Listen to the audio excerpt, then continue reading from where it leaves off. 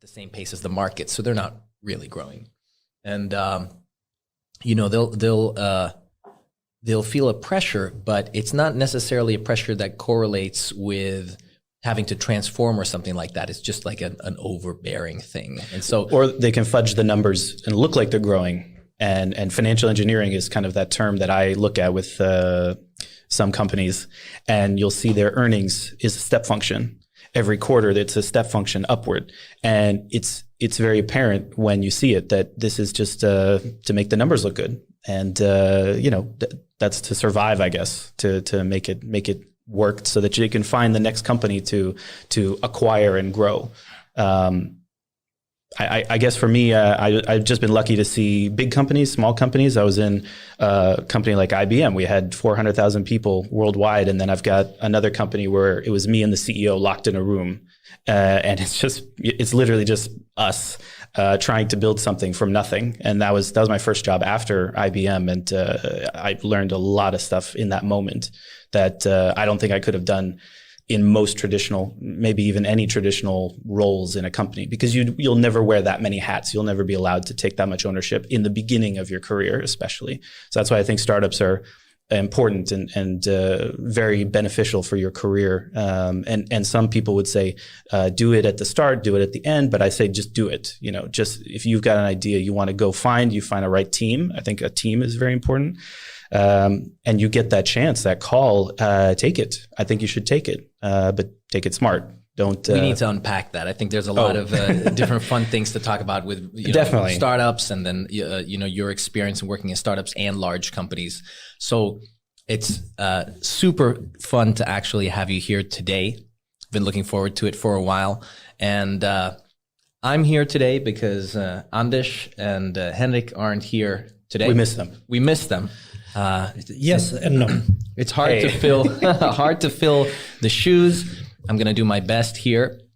I brought with me a good friend of mine, Erik, who is a very skilled engineer and has a colorful background that will give us good perspectives on everything from startups, working from the US to Sweden and many other things.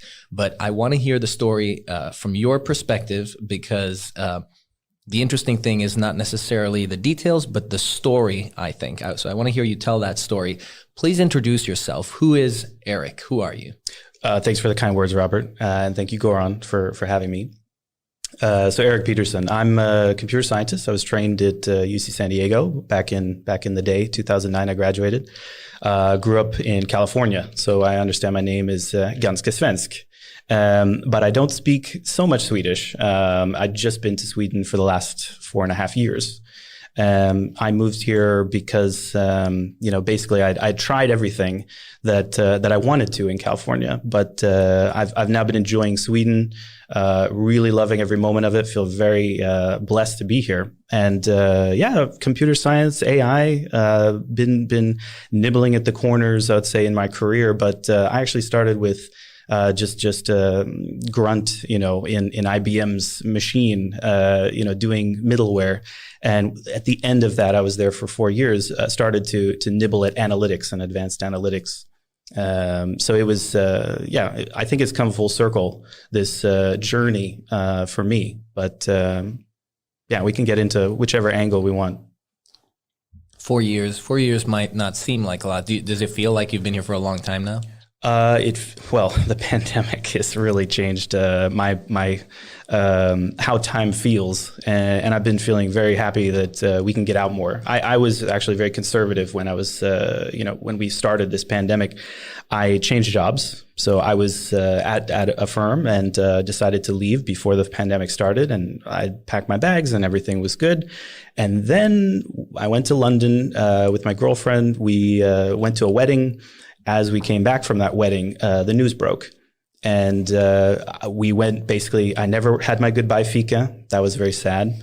And then I had to basically give my laptop to a colleague who drove to our house or to our apartment. And I haven't been back since. And it was a little bit, odd, because I know that goodbye fikas are kind of ganska viktig. It's a part of the culture. But I had to go, and then I've been working now at Swedbank for two years and a couple months, and their transition to working remotely. It's been I've been impressed actually, and I've been very happy to see that, because I think coming from the Valley and knowing a lot of these remote first companies like GitLab, it's been a challenge for all companies, but especially those classic companies that have never had to do this before, remote working and the Zoom calls and time. I mean, I'm looking forward to California now because I've been here 2 years. I've got my permanent residency, so I'm very happy with that. But I'm looking forward to getting out of Sweden for a little bit, and I will come back obviously, but I want to see the rest of Europe now actually, and I would love to go hear some more tips, especially Italy, because I know you have some connection there as well. Yeah, well, I mean, so you have your feet in two places at the very least right now. Yes. How did that start? So you're a computer scientist. Tell me about how that computer science journey started. I want to hear from the beginning. So it's easy. I liked computers as a kid. I think I grew up gaming and was living in the woods. And I found both my parents are scientists. My father was a PhD in oceanography. Mother was a master's in marine biology. And I wanted to be a scientist. I didn't want to do what they did. I ended up doing kind of what they do, especially MATLAB and stuff. I watched that growing up. But I wanted to be a scientist, and I loved computers. And so I just literally put those two words together. It didn't hurt that also that was kind of the hottest career at the time in Silicon Valley, and you're surrounded by a lot of great companies. While I was in college, Google became a thing. And all of the rest that's happened with Silicon Valley and Apple and all that crazy stuff. But computer science, for me, I was building computers. So I think, I loved it and I wanted to learn more. And one thing about me is if I find something and I fixate on it, I just keep studying it. I know I get into like cars with you. And for me, I was starting to get into motors and engines and really like, how do the brakes work? How does this work? How can I safely fix this? Or is this going to kill me if, it falls on me after I try to take it out? I think that's that engineer's mindset where you just want to know, how does this stuff work? And that was also me with AI. I wanted to just jump in and figure out what is all this stuff. How did it end up with computers? Is that something that was related to Silicon Valley, that, the computer mecca, or is that part of your family, or how did you? My father had an old IBM clone, and it had the orange monochrome screen. And you would have the keyboard that you could click out and, mechanical keyboard and all that. And then you could hook that up to a VGA. So we had the color VGA monitor, with the big CRT. That was our first computer that I remember. And the floppies, 5 1/4, 3.5 inch. That was like kind of where I started, the 286 era. And I remember my first PC, gaming, building my own stuff. So it's just been a labor of love over the years. And you've seen that Moore's curve, just so much, expansion of power in one little thing. And I think that's been very, it's reinforced a lot of independence, that it allows you to do so much, and you don't need to, go to a big company and pick up the phone and, I need a big giant, computational machine. We kind of do that now with the cloud, but that's another story. Okay, so you got into computers and you studied computers at university. I'm curious a little bit. I think the journey from university to companies is a little bit different in Sweden than it is in the US. I mean, the value of a degree in the US, degrees are very highly valued. And here in Sweden, I'm not going to say they're not as highly valued, but we think of them differently. I think a lot of people equate a lot of work-life experience after a certain number of years as maybe being equivalent to some kind of degree, whereas in the US, a degree is always a degree. And when you have it, even after 10, 15 years, it's still, a great source of pride. So tell me about your first job after university, or your university years and the transition into work. I'll tell you about my university jobs. So I feel like I'm a very lucky individual, because my first jobs were not computer jobs. I'm a pretty normal guy. I think if you get to know me, and I started in working retail. I was working in a drugstore. I was working all sorts of odd jobs. I worked at the Kinko's across from Apple. So I got all the people that had to present to Steve Jobs on Monday on Friday night, so they're all stressed out. But my first, I would say, real computer science gig was at Scripps. So Scripps is the Oceanographic Institute in San Diego, La Jolla. And my job was just as a junior systems analyst. And we were taking data and building a report for Arnold Schwarzenegger for the climate change.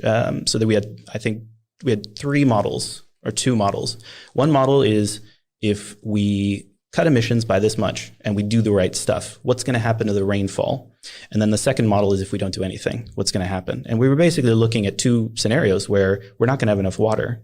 And lo and behold, X number of years later, like we are very low on water. And so growing up with an oceanographer and a marine biologist in the family, I learned the water cycle, very early and how it all, connects. And one of the things that I've learned about my father in his writing was that he started as a geologist and then he came into oceanography and connected the 2. And I think that's really interesting when you see these domains kind of merging and morphing together. When you have just one expertise, and this is something I'm very cognizant of, that maybe I only know about computers, but if you have 2 domains that you really feel passionate about, this is where you can find really interesting insights and new ways of thinking about something that no one else has really had the time or knowledge to bring together.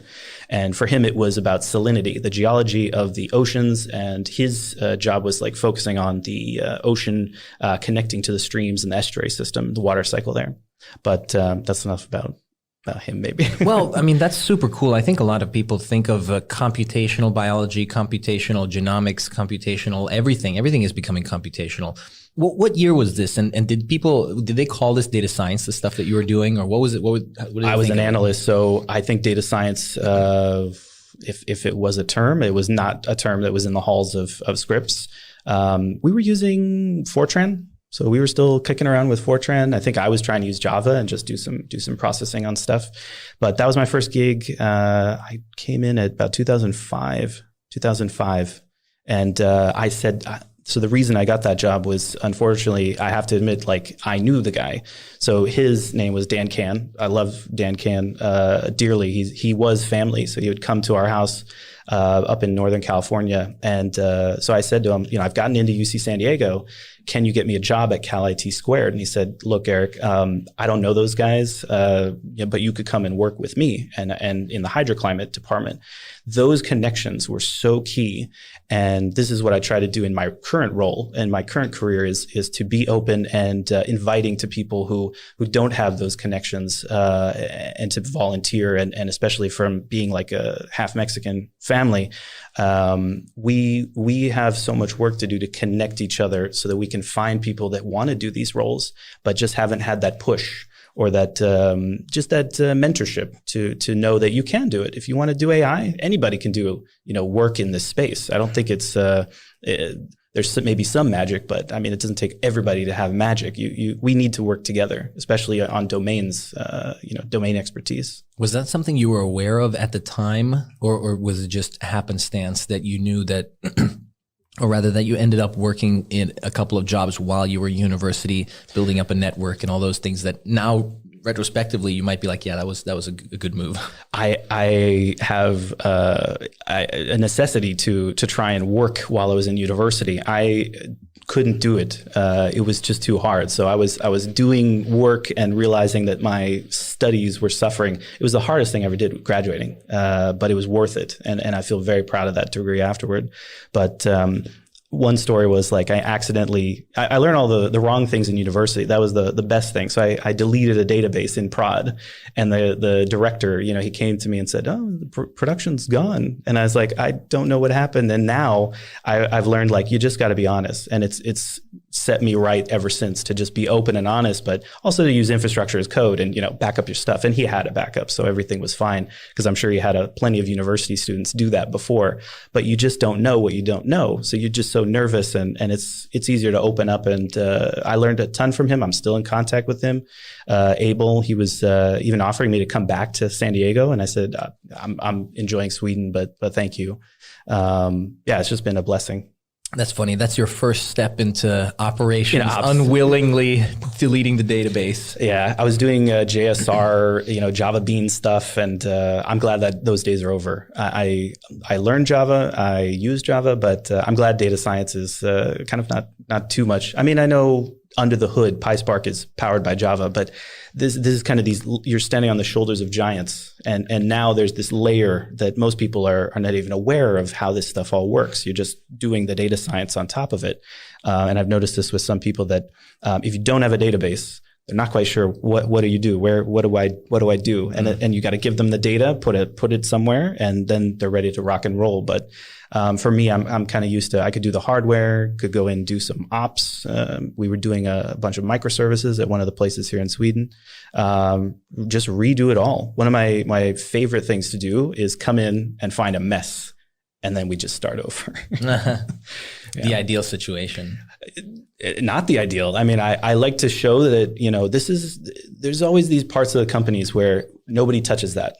Nobody knows how this works. That's the stuff I'm like, let me at it. I want to see what is all this stuff. And it's just zeros and ones. A lot of it is, to me, just zeros and ones, and the plumbing and, reading a patient out like a system. It's just takes time. Well, maybe you have the experience for that now that you're not. It didn't happen overnight, no. And that was how I got lucky to come into Sweden as I did. And I don't think I told you yet the full story. I want to hear now, because you mentioned that your parents were academics, and so I'm very curious about the transition from academia to the corporate world. You must have been sort of not expected, but you had the choice of staying in academia and going to the corporate world. Tell me about that transition, and what was it what you expected? What's the significant difference, and so on? So I, coming from a couple academics, was not expected to become an academic, but I thought, okay, I gotta go get a PhD, just like my dad, or a master's. And what I realized later was that academia was not for me, and I was scared when I didn't know, that the industry was actually where I belonged, and I didn't know that at the time, but it was not my expectation. I thought. And this is kind of growing up in the woods of California, deep in the woods. You just kind of don't know what you don't know. And as I've slowly traveled further and further away from home, first going to San Diego and then going to other parts of the world, it just opens my eyes that you didn't know anything, young Padawan. So it's been a joy to see that in industries actually where I feel now more comfortable. But now I'm starting to go back and realize if you want to excel in data science, you do need to read these papers, because this is where the hot stuff is now possibly forming. Let's circle around that for a second. First, please tell me more about what it was that convinced you that academia wasn't for you. How did you know that? Well, I think when I didn't get an offer to get a master's degree, UC San Diego, they say that a bachelor's there is like a master's anywhere else. And I believed it because I was there and doing things in my bachelor that I didn't hear a lot of other people doing, like compilers. We were doing compilers and assembly. And after that, I realized I really just need to get working. I want to work at a company, and I just didn't have the passion to go into computer science deeper yet. It was more about connecting with business and just seeing what was going on in the Silicon Valley, which was where I was originally from. And I think San Diego, I'll always miss it, but I had my eyes set on, I need to go learn what's going on in Silicon Valley and go back home and see what's what. I think computer science or data science right now is at a very interesting crossroads where we see people that do have a very solid grasp of the theory and are very practical have the greatest advantage. There are some people that have learned Python and other things out of necessity. Yeah. They've learned it in order to do analysis, but they might not be familiar with core computer science concepts, compiler design, data structures, algorithm design, and that kind of thing. Has that sort of helped you, that background, the computer science background? Do you think it's underappreciated, or how does it fit in? I will never forget when I came to Sweden and I got my first gig. It was in consulting, and I met my colleagues. And in Silicon Valley, you go to a coffee shop, you're going to trip and probably hit a few people who are doing JavaScript. But in Sweden, it's a little different. And here, the focus in this company was on mechanical engineering and other disciplines. So I introduced myself, and they're like, "So what are you doing? What are you doing here?" And I said, "I'm a computer scientist." And they said, "Oh, you're IT."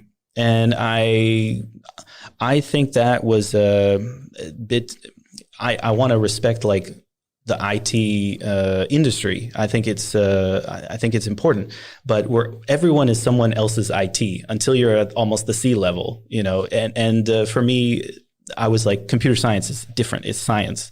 And then I realized the longer I've gone in the industry, a lot of it is just plumbing.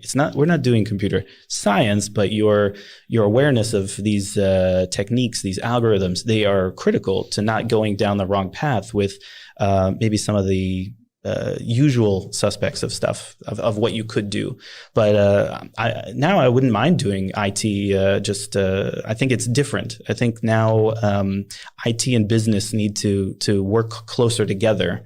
And in the past, I guess in Sweden, you had like totally different companies. You had IKEA, and then you had IKEA IT, and they were almost different cultures. And I'm still seeing that now in certain circles that I've worked in, that they're thought of as like the other. And I think that's been a mistake, and that's why you see them coming back together. And I think it's fantastic. We need to mix up even more, perhaps. Well, isn't it like that when a role is not well understood enough, it just becomes, you're the webmaster, everything web, or you're the data scientist, everything data. And now people are sort of splitting it out into ML engineer, ML ops, data scientist or researcher and that kind of thing. Have you gone from being the one that does everything into going into one of those roles, or are you still everything? So the term like would be like a generalist, right? I suppose. I feel like I'm a generalist. And the reason for that is that my career has just literally just kind of touched every little thing, just so. And I've never gone deep on something until maybe machine learning, because it takes so much to even just start scratching at the surface. I still don't feel like I would be comfortable just saying, I'm just only going to do machine learning for the rest of my career. I think there's so many interesting problems, and there will be new technologies that we can't even fathom yet.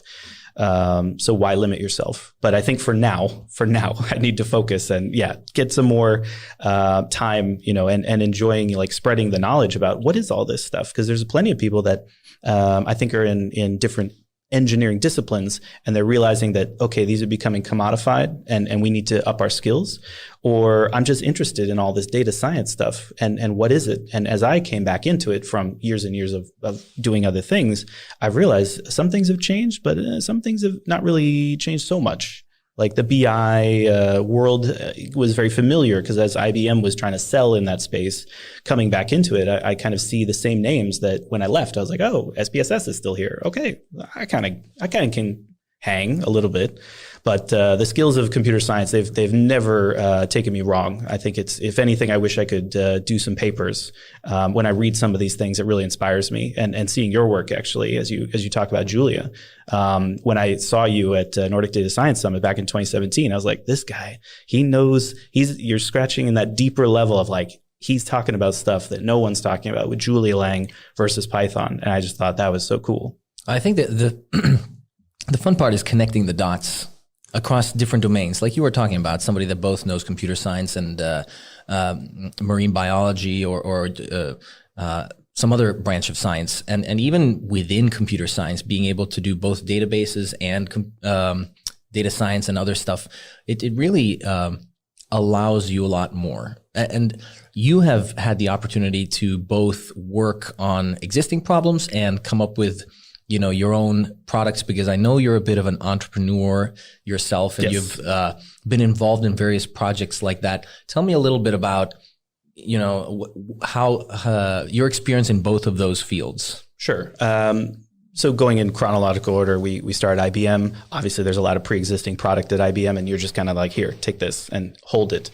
A lot of talented people there, but we were not part of the business that's going to create stuff. We were around those people. They're in research.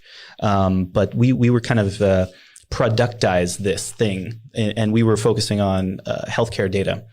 Then I left and went to a startup, and there you don't have anything but the internet and your brain and coffee, and lots of coffee. The CEO, he was ex-analytics guy from the BI world. He wanted to do the quantified self. And he told me his pitch. It was the only job in town. I was in a town in the middle of, I want to not say nowhere, but Petaluma, California is known for eggs and Lagunitas beer, not for startups. But I bumped into him. Work Petaluma was this co-working space that I started hanging around in. and just made a name for myself there doing some small jobs, and one thing led to another. I think the part of my career that I look back on with the most enjoyment is those times where you really just get a blank sheet of paper and you talk with customers and you build together and collaborate, because they need you. They need us to make things happen. And they kind of know what they want, but once you start talking to them, like, oh yeah, we can do this, we can do that, they realize that they haven't even gotten ambitious enough and they can go even further. But you still have to scope it and, pick some time boxes, as they say. That's funny though, that you're helping them sort of express their own problems using words that they might not even know and that kind of thing. What was it that made you make the shift to begin with, though, from the corporate world to the startup world? And also, you were mentioning before that there can be pressure in the workplace. How is the pressure different from the pressure you feel at a place like IBM and in a startup?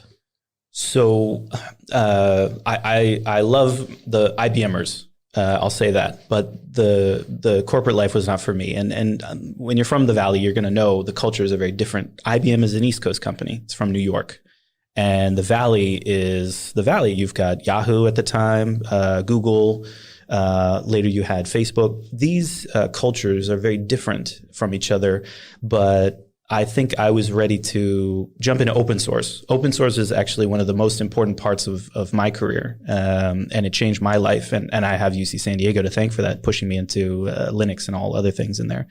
If I'd not been at university, I don't think I would have found Linux at all, or Vim, or all these other things. Can you expand on that? I think for a lot of our listeners, they might not be familiar with how companies are different, East Coast to West Coast. What is open source associated with there and those cultures? IBM had a big open source component. So IBM was building Eclipse IDE. They were building a lot of open source tools. They contributed to the Apache projects that we all know and love, including Spark, I believe. But I think after 4 years, I realized I wasn't quite getting anywhere and I needed to try something new. And I'd kind of seen a lot of my friends move to Google. And I just felt like I need to use Git. Part of the problem is, as a developer, and we talked about developer experience, this is very critical for us, how we work and what we're able to do and how we're able to work. So when I started to realize that we have to use ClearCase instead of Git or Perforce or what have you, you start to be limited in your feeling that I have control over my time. And as developers, especially young up and coming developers, you're like, I should be building all sorts of startups and rocket ships at this point. Like, and that was, I think, the not FOMO, but just that feeling like there's more out there. And I was totally correct. I mean, there was so many startups. I went to a bunch of meetups, had a blast, met a lot of people that were much smarter than me, and just tried to gain their knowledge and try and likewise to return the favor. But open source and IBM, I think they were interlinked. They still are. But when you go to a startup, now you're consuming all of that open source and putting it together in new ways that maybe IBM or these other bigger companies, they're not so concerned about, this kind of product or this marketplace. But you as a startup, you have an idea, the quantified self. So we were focusing on a particular market, which was triathletes. And so we were focusing on the problem of you have Garmin, you have Y-Things, you have Fitbit, and all this data, but it doesn't talk to each other. There's no singular place to put all this data together and do something with it. So the startup was basically this CEO's idea of taking all that data and helping triathletes rest, because they never rest enough. They're always overtraining. So these kinds of niches are really interesting to me. And that's what startups, I think, are really meant for, is to find those niches and exploit them faster than the bigger companies can. Unfortunately, Apple came out with their Apple Watch. The CEO basically had made a lot of money in his career already. He had sold his company back to Fair Isaac. And he said, Erik, this is really great, but I'm just thinking I'm going to go sell books on Amazon now. And I was like, that's not for me. Like, but thank you, and I'll always be grateful for Chris. He gave me a shot when there wasn't really anybody else around up in the North Bay. I was living up there just on a whim, trying to get something new going, and it was perfect timing. But then I had to leave and went back down to the South Bay. Okay, that's funny. So there are some pretty clear parts in your life where you have sort of made grand steps forward, and you've leaps done forward and university, back. Yep. the corporate life at IBM. Now you've done a startup journey. What came after that? Well, I was walking in the hills, the mountains of, if you know Silicon Valley, you know Stanford. Mm-hmm. So behind Stanford is the mountain range that goes from about, Pacifica down to Los Gatos. And I was recording a birthday message for my sister in Swedish, Spanish, and English. And I was never in Sweden, so my Swedish was probably terrible at the time. But I was recording this message on a video, and it turned out one of the first 50 employees of Google was watching me. And he's retired. He's done. He's done everything. He's just hiking, and he says, "Hey, can I ask you what you're doing?" And we got to talking, and I found out who he was, and it turned out I had an interview at Google the next week, and I was just looking for that next thing. So I had interviews lined up. I interviewed at Facebook, Google. But I think I was really meant to just stay in these kind of teams where I was feeling a little bit more of smaller culture. And so I ended up working for his friend Frank. And Frank was, I have to say, humble, genius. If you've ever used Nextel walkie-talkie phones, he was one of the contributors to that technology. And it just so happened he was doing a consulting firm, and he needed some help on front end. So I was doing Android stuff for him, and there was a small team, about 5 of us. That was some of the most fun I think I'd ever had, and it's just by luck. So if you need a job in Silicon Valley, my tip is just go hiking. And maybe like start singing. Talk about techie stuff randomly. Exactly. Put some stickers on, and I'm sure you're going to get asked like, "Hey, what are you doing?" That was a transition. Would you say that was consulting work you were doing at that point? Definitely consulting in the Valley. How was the difference between working on a product in the Valley and consulting? I mean, the money was there. So when you're at a startup, I mean, you're hand to mouth pretty much. And it was a labor of love. And I was learning kind of analytics. We were using PHP because that was what the CEO wanted. And what the CEO wanted, he gets, right? So we did that. But when I got to consulting, Frank had this whole package. It was, here's some money and a laptop and a 4K monitor, and just get this stuff done. And we had a great time. And we launched that app. It was for a security company. So we had 10 million downloads first couple of days, I think. 10 million downloads, 20,000 concurrent users.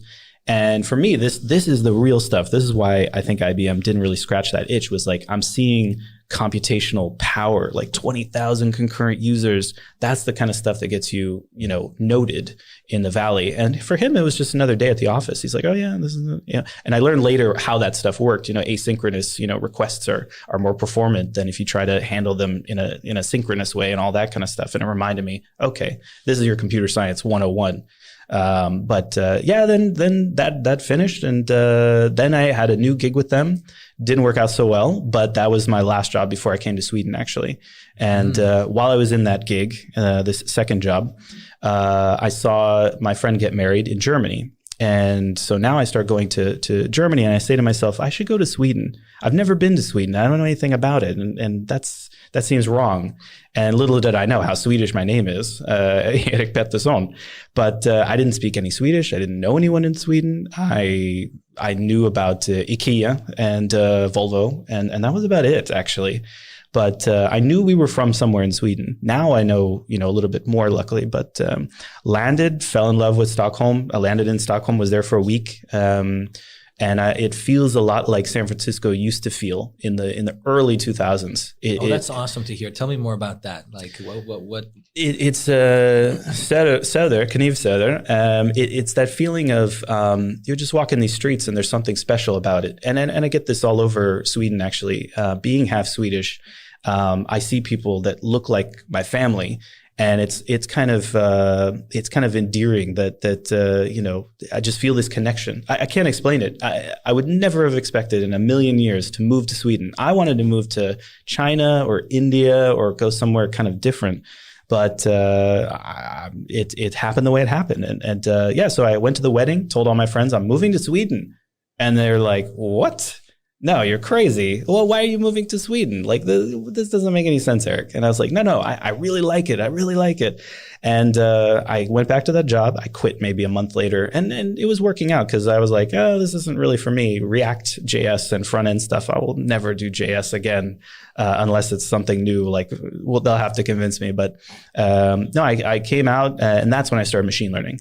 this is when I wanted to focus. And so I had no job, and I just went to the coffee shop and I started going on all the certificates that I could. And you'll see it on my LinkedIn. I just had so much time, and I just poured myself into everything that I could find. And because I had some money, I could do that. So I was very lucky. And then here's the trick. So how do people get into Sweden? I tell them, put your LinkedIn location as Stockholm, and by that Monday morning in Sweden, you'll get some messages. So, and I know that this is probably because of my name, what happened, but I put my LinkedIn location as Stockholm.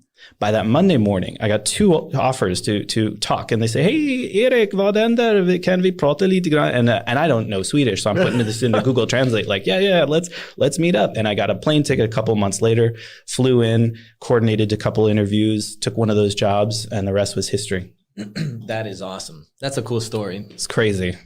Okay, so you basically got the job and went back and forth in a couple of times and chased your dream and got to Sweden. What was the first gig you got here in Sweden? So we were a firm, not a big firm, but a sort of French consulting firm. And I remember some people were like, why don't you go to this one or that one? I'm like, they're all the same. And I learned later that was not true actually at all. So this firm was known for mechanical engineering. So I'm this fish out of water talking about AI and machine learning and CUDA and blah, blah. And everyone's just like, okay, Erik, you're IT. Just go over there in the IT corner. But my first gig was actually in banking. So there was a pitch for a bank in Norway, and I filled this out. There was some document processing stuff. And I said, okay, here's what you could do with AI to take these documents, process them, do OCR, do your thing, classify them. And I won. We won a bid, and I was like, okay, what's that mean? And so now I'm flying to Norway, and I've just landed in Sweden. Now I'm flying to Norway to go to a bank, and I've always wanted to work in banking. So that was like, this is pretty cool. Now, the problem was I didn't want to move to Norway because I'm not Norwegian. So I didn't feel like I should go to Norway just yet. So I said, thank you. You know, a bunch of other people took over, and I helped and wrote a paper. We kind of fleshed out the offer a little bit more. But no, it was then after that, I was waiting. And this is the most nervous part of consulting. When you're on the bench and you don't have a gig and you just aren't sure, am I going to get deported? This was my fear now. So there's this saying in the Valley, like only immigrants make good companies. And I was like, well, I'll just go become an immigrant then, because I think I could do something. And I come over to Sweden, and now I realize like it's totally different. It's very being an immigrant, there's a fear factor in my job, and I just needed to perform, to a certain level. And I realized that was kind of silly because everyone was just happy to have me. But in my mind, I was always there was that pressure to make sure that everyone was happy with what I was doing. But no, then I got assigned. I walked into an automotive vendor. I'm sure you could guess which one if we're in Stockholm, but it was one of the big ones. And the rest was history. I was going down there, and I went in basically, it was like, MacGyvered my way in to fix everything. And it was a joy because I got paired up with I don't know if I can say her name, but we'll call her V. And V was fresh out of university, KTH. She had just gotten her master's, and she was not a computer scientist. And I'll never forget this. She said, Erik, you're a good teacher. And I take that as the biggest compliment because I love this stuff, computer science and technology and AI. But if only I'm doing it, it's not as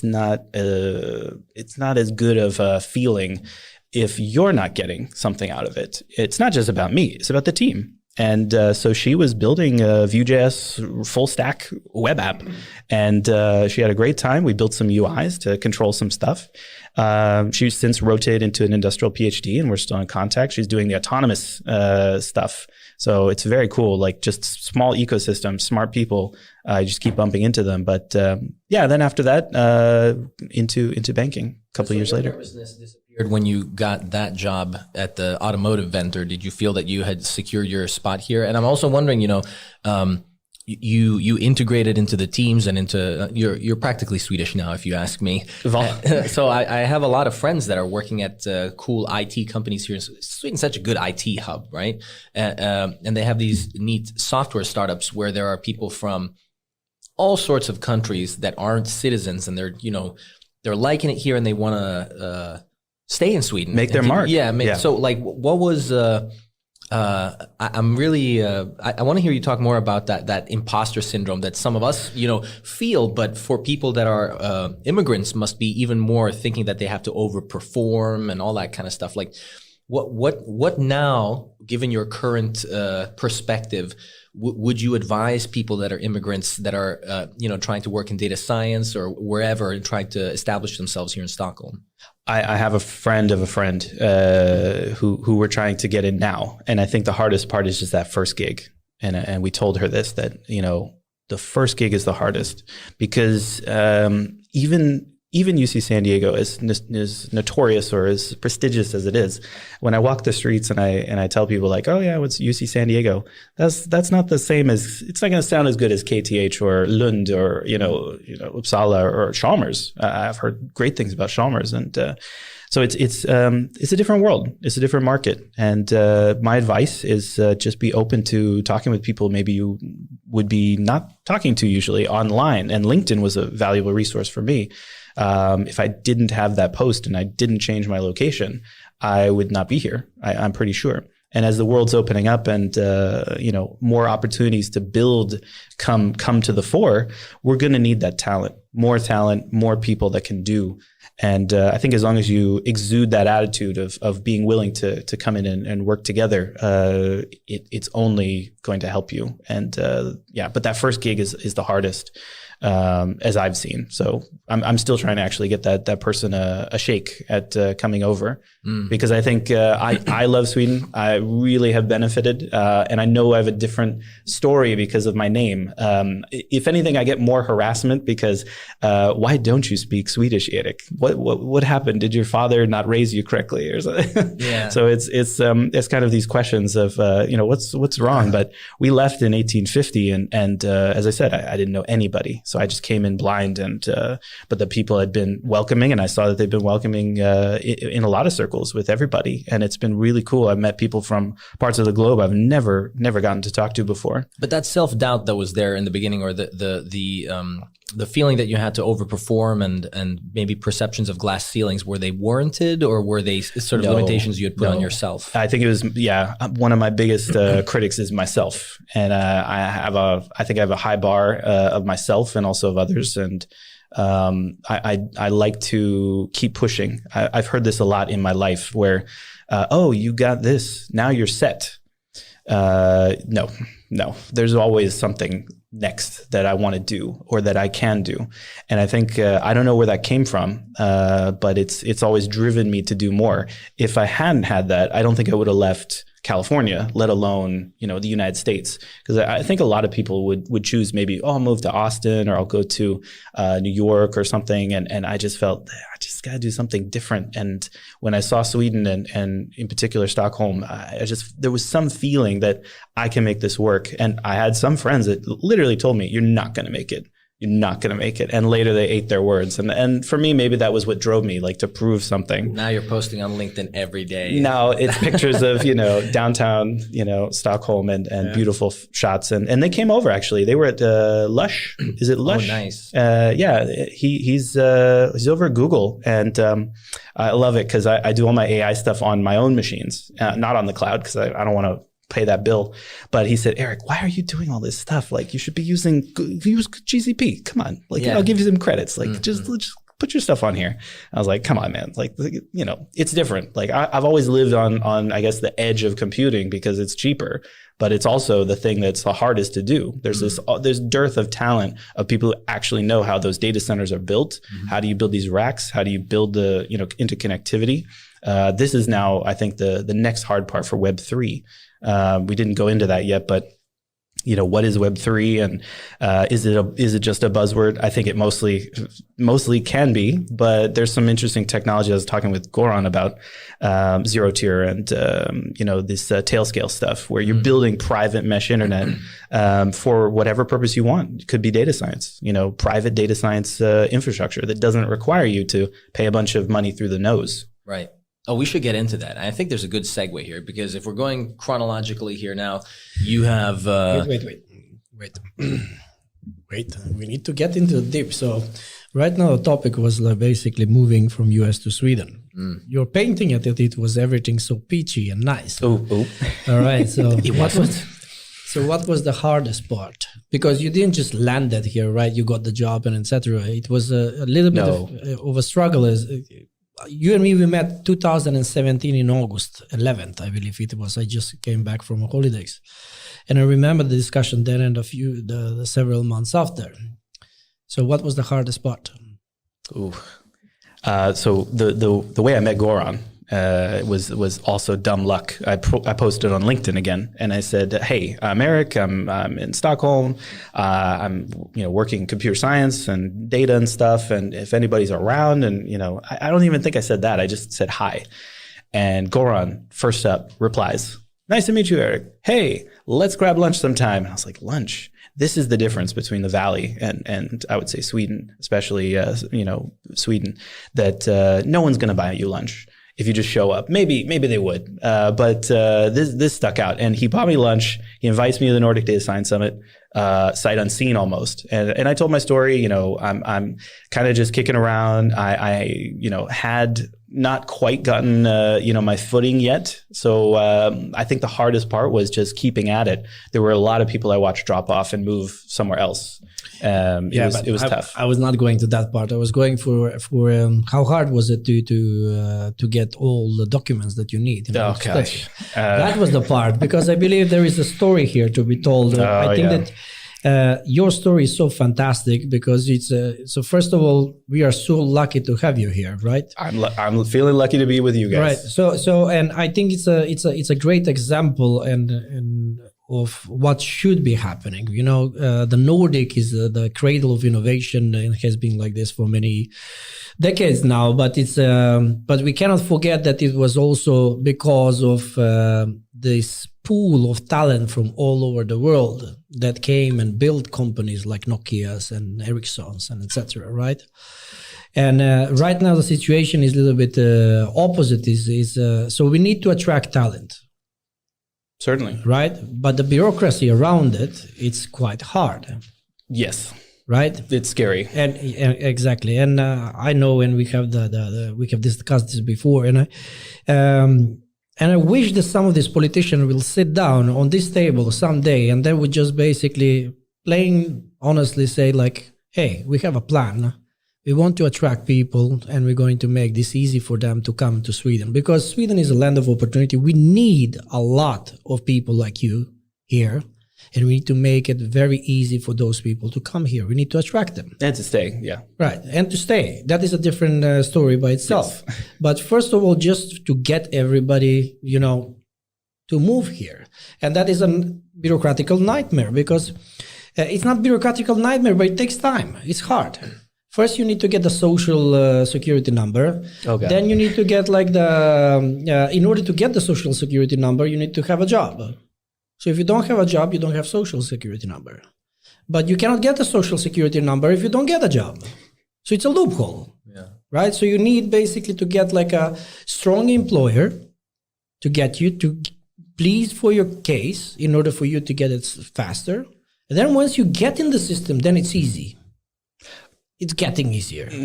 Okay. Tell me, what are the tough parts? Well, I just want to add also that like in many of these companies, the IT companies of Sweden, and I don't want to say like Stockholm is a little Silicon Valley, because we're not copying anything here. But if you want to be an entrepreneur in Sweden, the barriers aren't as great as you would imagine, especially given with how little people are incentivized in university to go for entrepreneurship. When I was in university here in Sweden, they were like, go to Google. That's the coolest place to be. They weren't saying start a company like they do in the Baltics and those places where maybe there aren't big companies like Volvo and stuff to hop onto. Your only choice is to start a company. But at the IT companies that are here in Stockholm, like 50% of the people are from, everything from Belarus, Romania, Greece, Spain, and other places. And we need all of those people to fill out the talent pool, like you're saying. Yeah, exactly, because we are missing quite a lot of talent. And if you see the discussion in the Nordics in the past 3, 4, 5 years has been like, hey, we are missing a lot of talent. I think it was in Sweden, it was stated that 77,000 IT professionals are needed right now. That was a statement from 3 years ago. Right now, I think it's even more, because we have become a region that is exporting talent and not importing talent, and which is very bad if you want to be an innovative country, region in a country. Yeah, it's more embarrassing when people are saying we want to come to Sweden, and they're not able to. Exactly. And so probably if Erik right now goes to Silicon Valley, say like, hey guys, I'm having this is a wonderful country, we have all of these things and etc. There is a plenty of job. I think that, and there was like 2 people now from United States on Data Innovation Summit. They really like the culture. They would like to move, but it's not an easy process.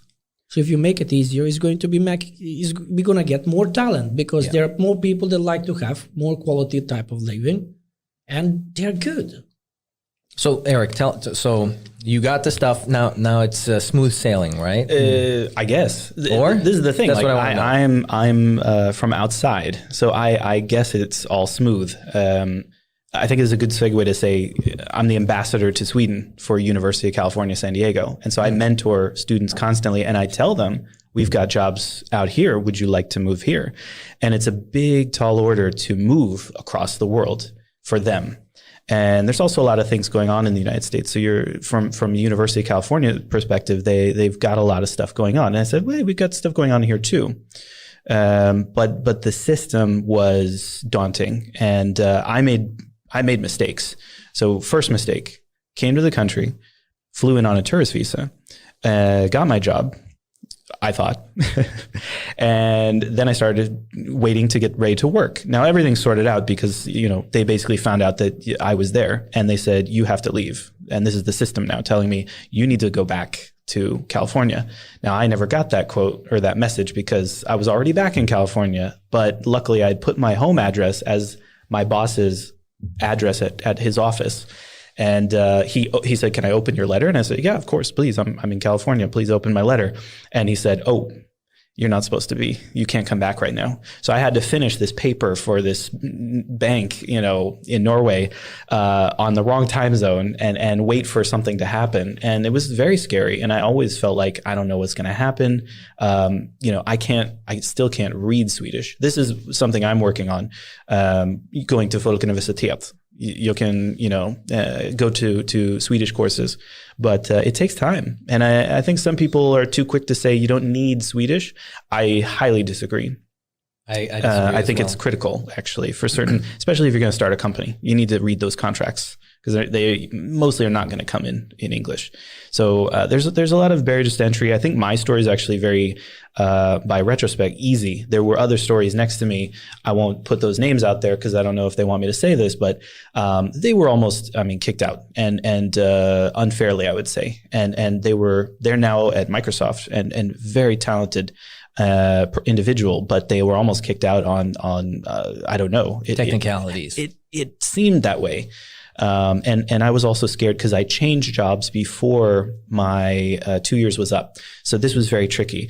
I had a month left on my visa, and I needed to now change visas in the pandemic for the new, renewing the visa with a new company. Now, luckily, my employer had the strongest team, Ernst & Young, and they handled everything perfectly.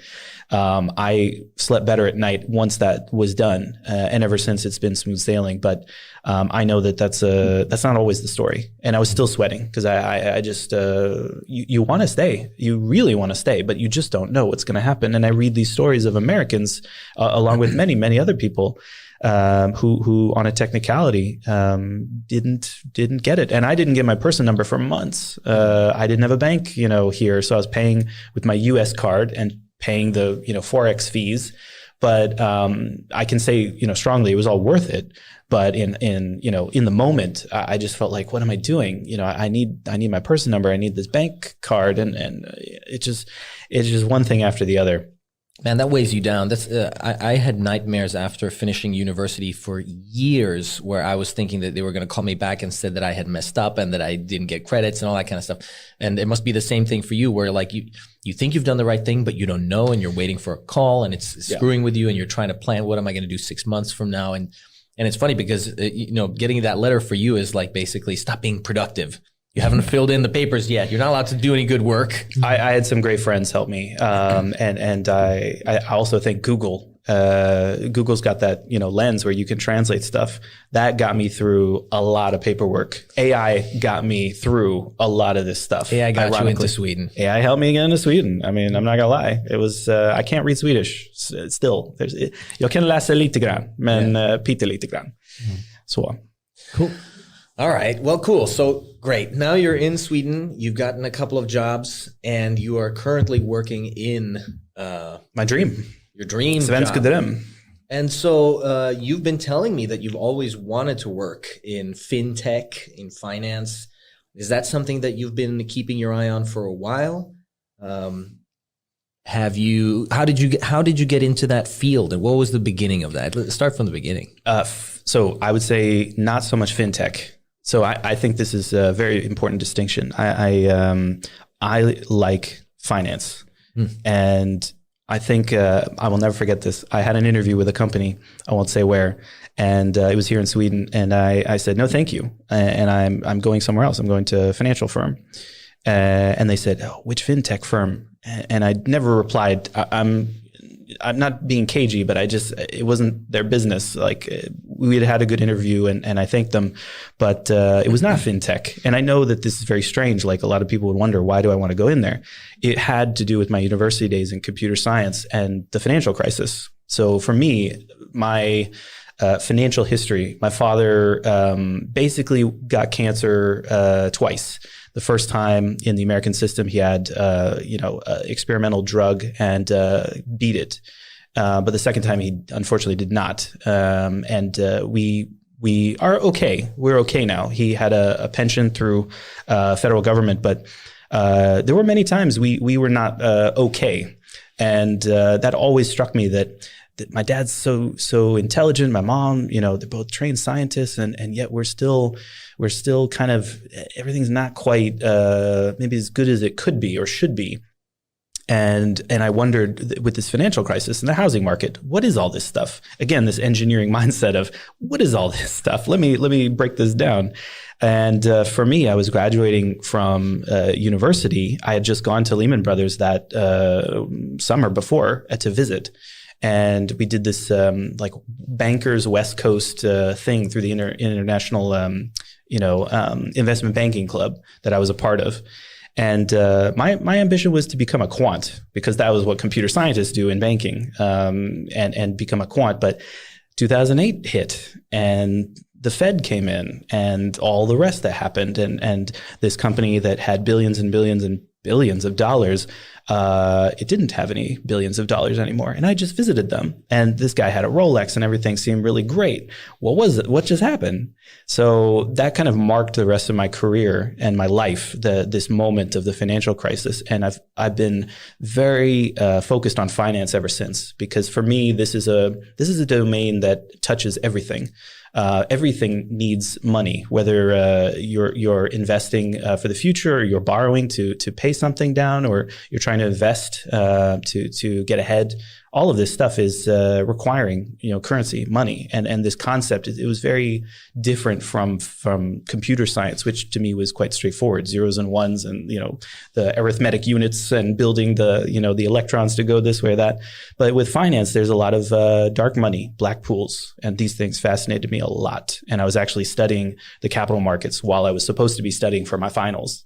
Instead, I was just watching the markets and like, look at all this stuff. This is incredible. And so since I've just always wanted to go into banking. When I was at IBM, I would visit the Banking Center of Excellence. I was trying to tell them about CUDA and NVIDIA. And I remember this very distinctly. Jennifer, I think was her name. Jennifer was the head of the Banking Center of Excellence at IBM. And I said, oh, Jennifer, this stuff's going to be hot. This was in 2006. No, 2009 was when I graduated. And so soon after, and I said, this GPU stuff's going to take off. GPU is what we called it at the time. Right.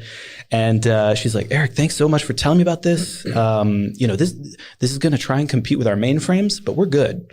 We're fine. This is not a problem.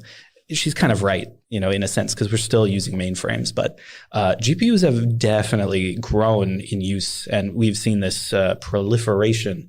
If you just even ignore crypto and all of that stuff, it's been fascinating. And NVIDIA has just been amazing to watch. And the CUDA library that I was so fascinated with, and parallel processing, this was something completely different from the CPUs that you grew up with. And you were, I got the latest Intel, this and that.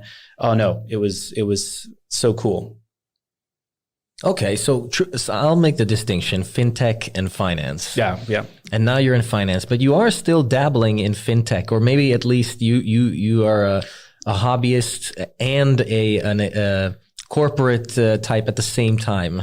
So I'm doing a disservice. Like I think what I see is that when Apple went to go do a credit card, they went to Goldman. They did not do their own and like build a bunch of stuff, sight unseen. They went to a bank, Goldman, and so too do you need that foundation for banking.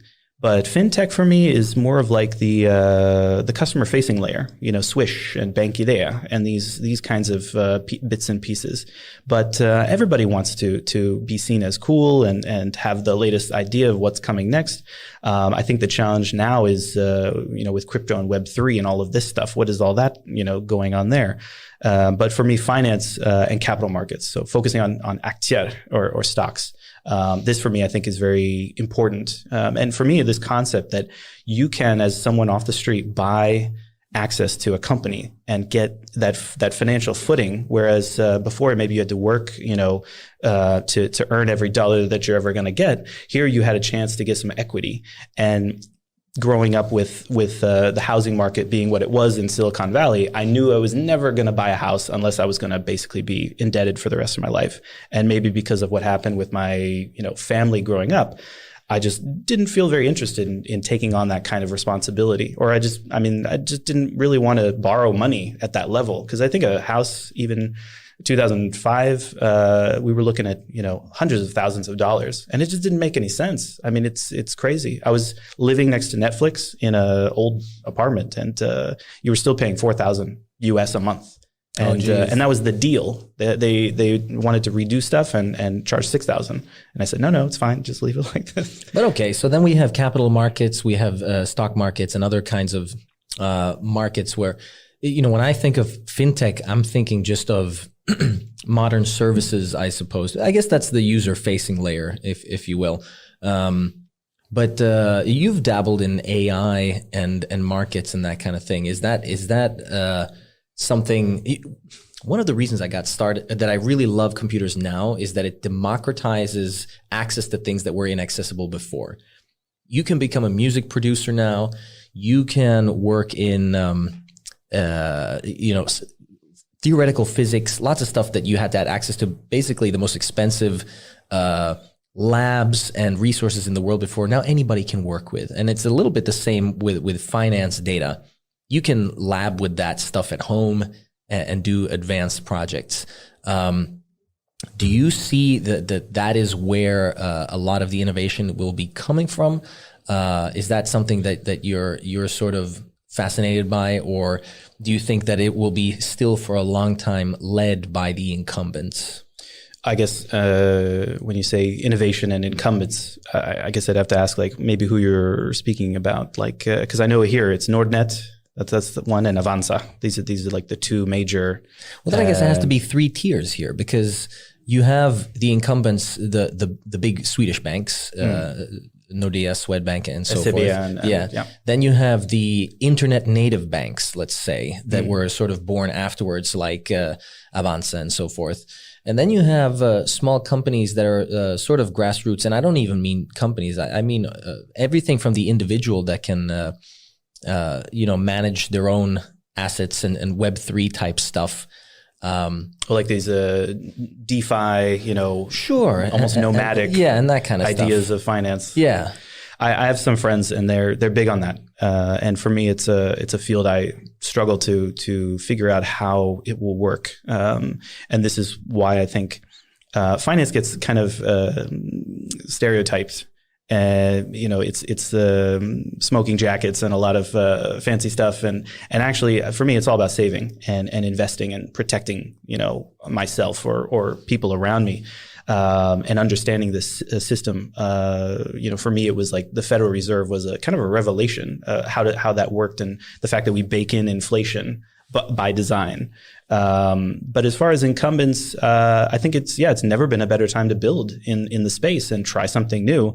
It's fraught with a lot of maybe problems. We saw Terra Luna just last week collapse. I can say that, and UST along with it. And now they're going to do a new chain. And frankly, I don't understand. I think some of that is just if you look at it from the classical capital market sense, it's almost like the penny stocks. And you're told, you can trade these, but you have to sign this thing. And, you swear that you've done all the stuff. And, when I fill in these forms that I understand this is risky. You don't really have to fill out so many forms with some of those other systems. And this is kind of where, there's this argument, like we have to innovate by getting out of these systems of ways of doing. And, in some ways that's, how it's always been. I mean, Uber, is one example where they would go to a jurisdiction and they would just start doing something. And whether that's good or bad, I'll leave that for another topic outside. But it's something of note that I've seen that companies and startups will come in and they will just start doing something. And sometimes it's better and innovates and allows for things that couldn't have changed any other way. I'm talking about specifically the taxi medallion system in New York. That was a great example where it just seemed wrong. It doesn't make any sense that these few things kind of converge and control who can pick somebody up in a taxi. When I was in UC San Diego, I actually pitched like an Uber-like startup where on Facebook you would say, I'm going to go to LA. Is anybody else going to LA? And you would all come together as friends and ride in each other's cars. But little did I know, I wasn't ambitious enough that you're going to get in somebody else's car. You're going to go in someone else's car and go ride and use a phone app and control all of this. And it's been quite fascinating that what people now are accepting as, I'll get in somebody's car. I mean, he's got 5 stars or it's just a very different market now. Yeah. I mean, I think one of the things now that I think that blockchains and these kinds of things are really pushing it forward more than others with tokenizing real world assets. And the thing that most people associate with blockchains are intangible things like coins or whatnot. But, you could tokenize land and sell carbon credits or whatever it is. And I think we're a bit away from that. But and I wonder if it's because the regulatory infrastructure that exists for classical financial markets is just too stifling for new ideas, new forms of risk, new forms of savings. Like, let's say, for example, that you wanted to save for your pension by buying land and saving it to increase biodiversity and capture carbon, something like that. And okay, so I'm a bank and I'm like, I want to help you save for your pension. Let's create a pension fund that invests in land that way, and you can give me your money and I'll save it for your pension. That investment vehicle, would be subject to the oversight of the financial regulators, and that maybe they would say, no, that's too risky or something like that. Do you think that that's like prudent? Is it stopping innovation? That's what I'm wondering, if we're going to see those kinds of cool new services for users from the traditional financial incumbents, or if we were going to find them from other directions. I don't think it's. I don't think that's the issue. Actually, I think what I saw a post once, and I think it snapped my attention that I kind of agree that this is a generational issue.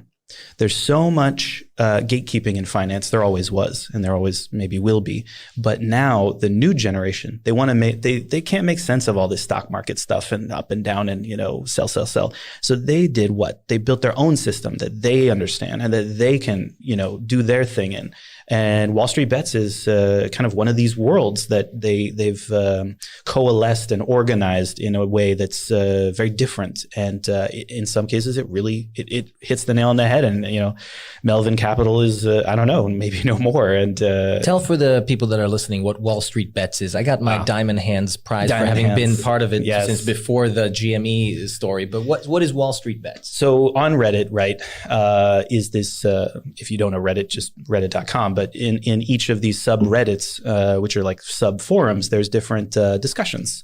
And Wall Street Bets was one of these places where now the hot thing is not, used to be, you'd Google on, I think it was seekingalpha.com and some of these other older sites. Yahoo Finance had some forums. But the new thing is now talking in Wall Street Bets or these other subreddits. And so they would coalesce and organize and get the diamond hands and all this stuff. And I'm a little bit older than maybe the average person who's posting in those forums, but it's very cool to see because they're just making it their own because that's what they're capable of doing. They've organized. You're saying it's cool to see. I think a lot of older people would say that it's garbage. It's just What's kids. Garbage about well, they're just standing there speculating, making fun. GME is not a real thing. It doesn't. Was Melvin Capital speculating? Of course they're speculating. That's part of the. This is actually a question I wanted to have for you. Like, there's two sides. There's investing and speculation. We need both, I would say, to have markets.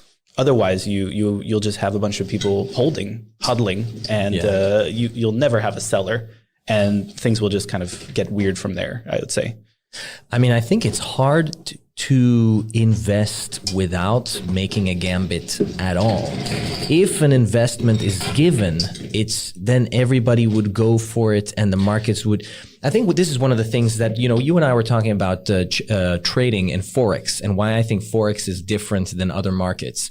I agree. Trading coins. Because if you compare it with something like wheat that has maybe not like an absolute intrinsic value, but it does have an intrinsic value in a sense that you can quantify what somebody would be willing to pay for it at any given moment, something like that.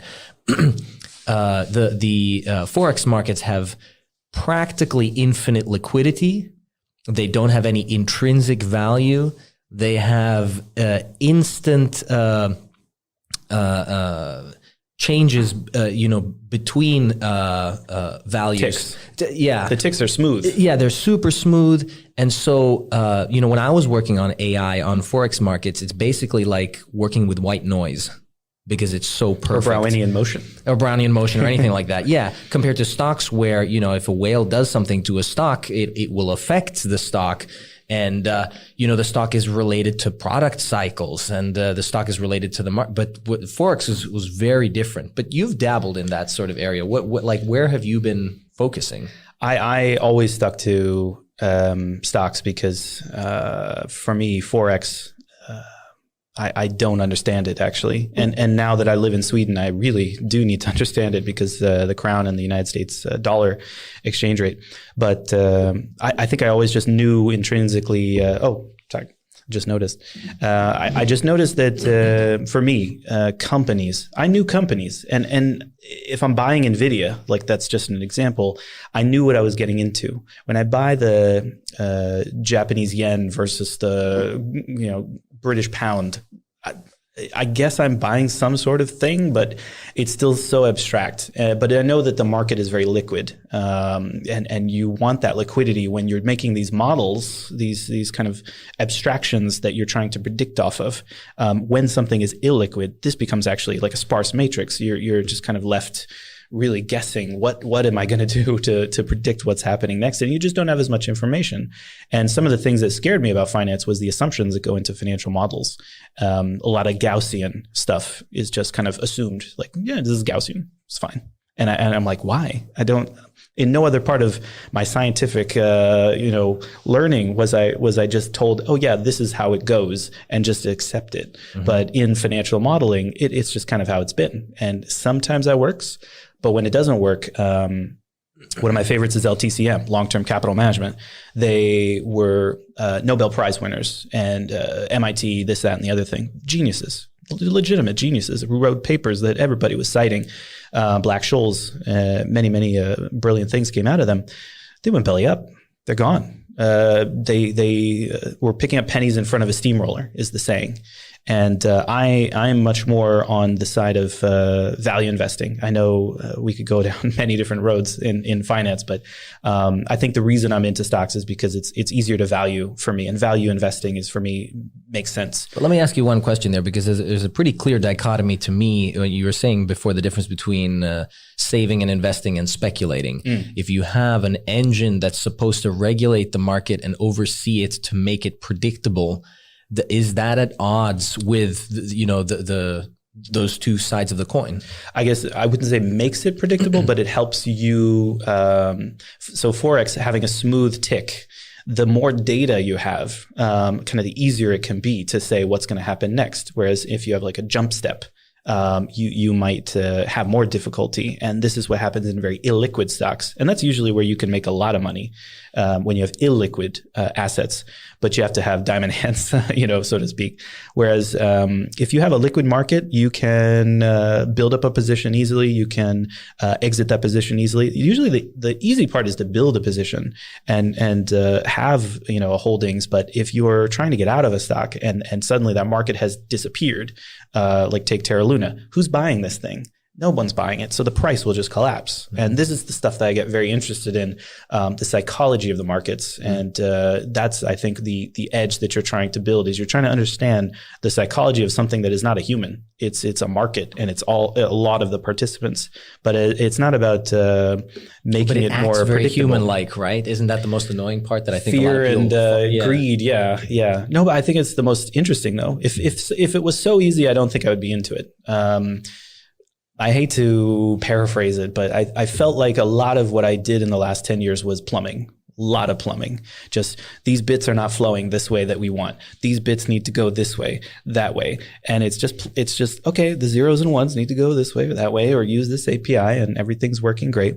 But when I got into computer science, one of my biggest disappointments was it didn't feel like natural science. With natural science, you had mysteries. And there still are mysteries, and maybe this is why I'm not such a super focused master's degree computer scientist. But for me, the interesting things were like how do we have all these naturally occurring patterns in nature? And some of the most interesting people I met in the sciences were trying to use biology to build things. So they were taking the patterns from nature that were strong and then incorporating that into their 3D printed, materials, patterns and things to increase rigidity or get a property that they were after. I find that stuff to be kind of at the core of like, what is all this stuff, nature and physics and, the universe. And that's why markets maybe are one of those things. Like it's its own entity. And this is why AI in the markets has always been at the very forefront. They've had a lot of money poured in, and we still haven't figured it out. We still don't know. You can't predict everything. When I look at these, the alpha sources and stuff, they don't exist anymore. But I've been looking through some of the newer books that talk about the different analytical ways of looking at markets. They still are very classical statistical approaches. There is like a brief mention of neural networks, and they're like, yeah, it might work, but here's my super advanced moving average. Or something like that. Or signal. Some super, I wouldn't say convoluted. They're all just different ways of doing the moving average, drawing lines Good between old moving them. Average. Yeah, but more or less sophisticated, right? So this is like a really sophisticated version of it that uses the square root of some inverse of some, different parts of the signal. But I have never seen. I've seen people from finance try ML, but I haven't seen as many computer scientists use things like WaveNet or other signal processing approaches.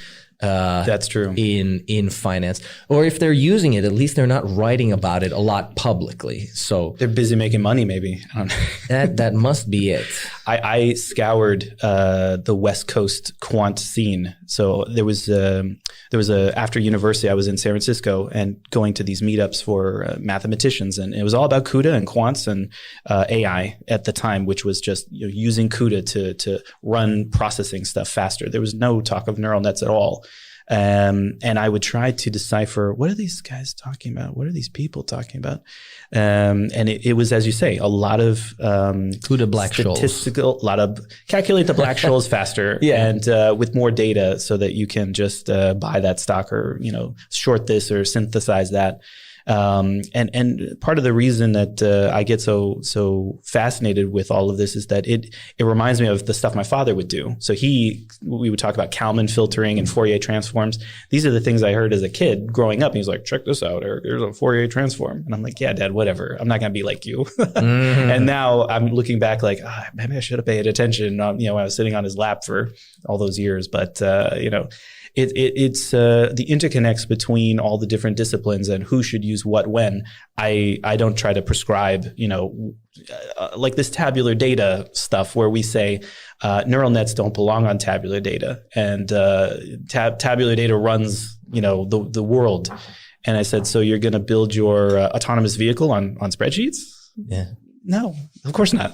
So where's AI, in the mix between the classical statistical approaches and then when you need to actually step up and go to neural nets? It's interesting.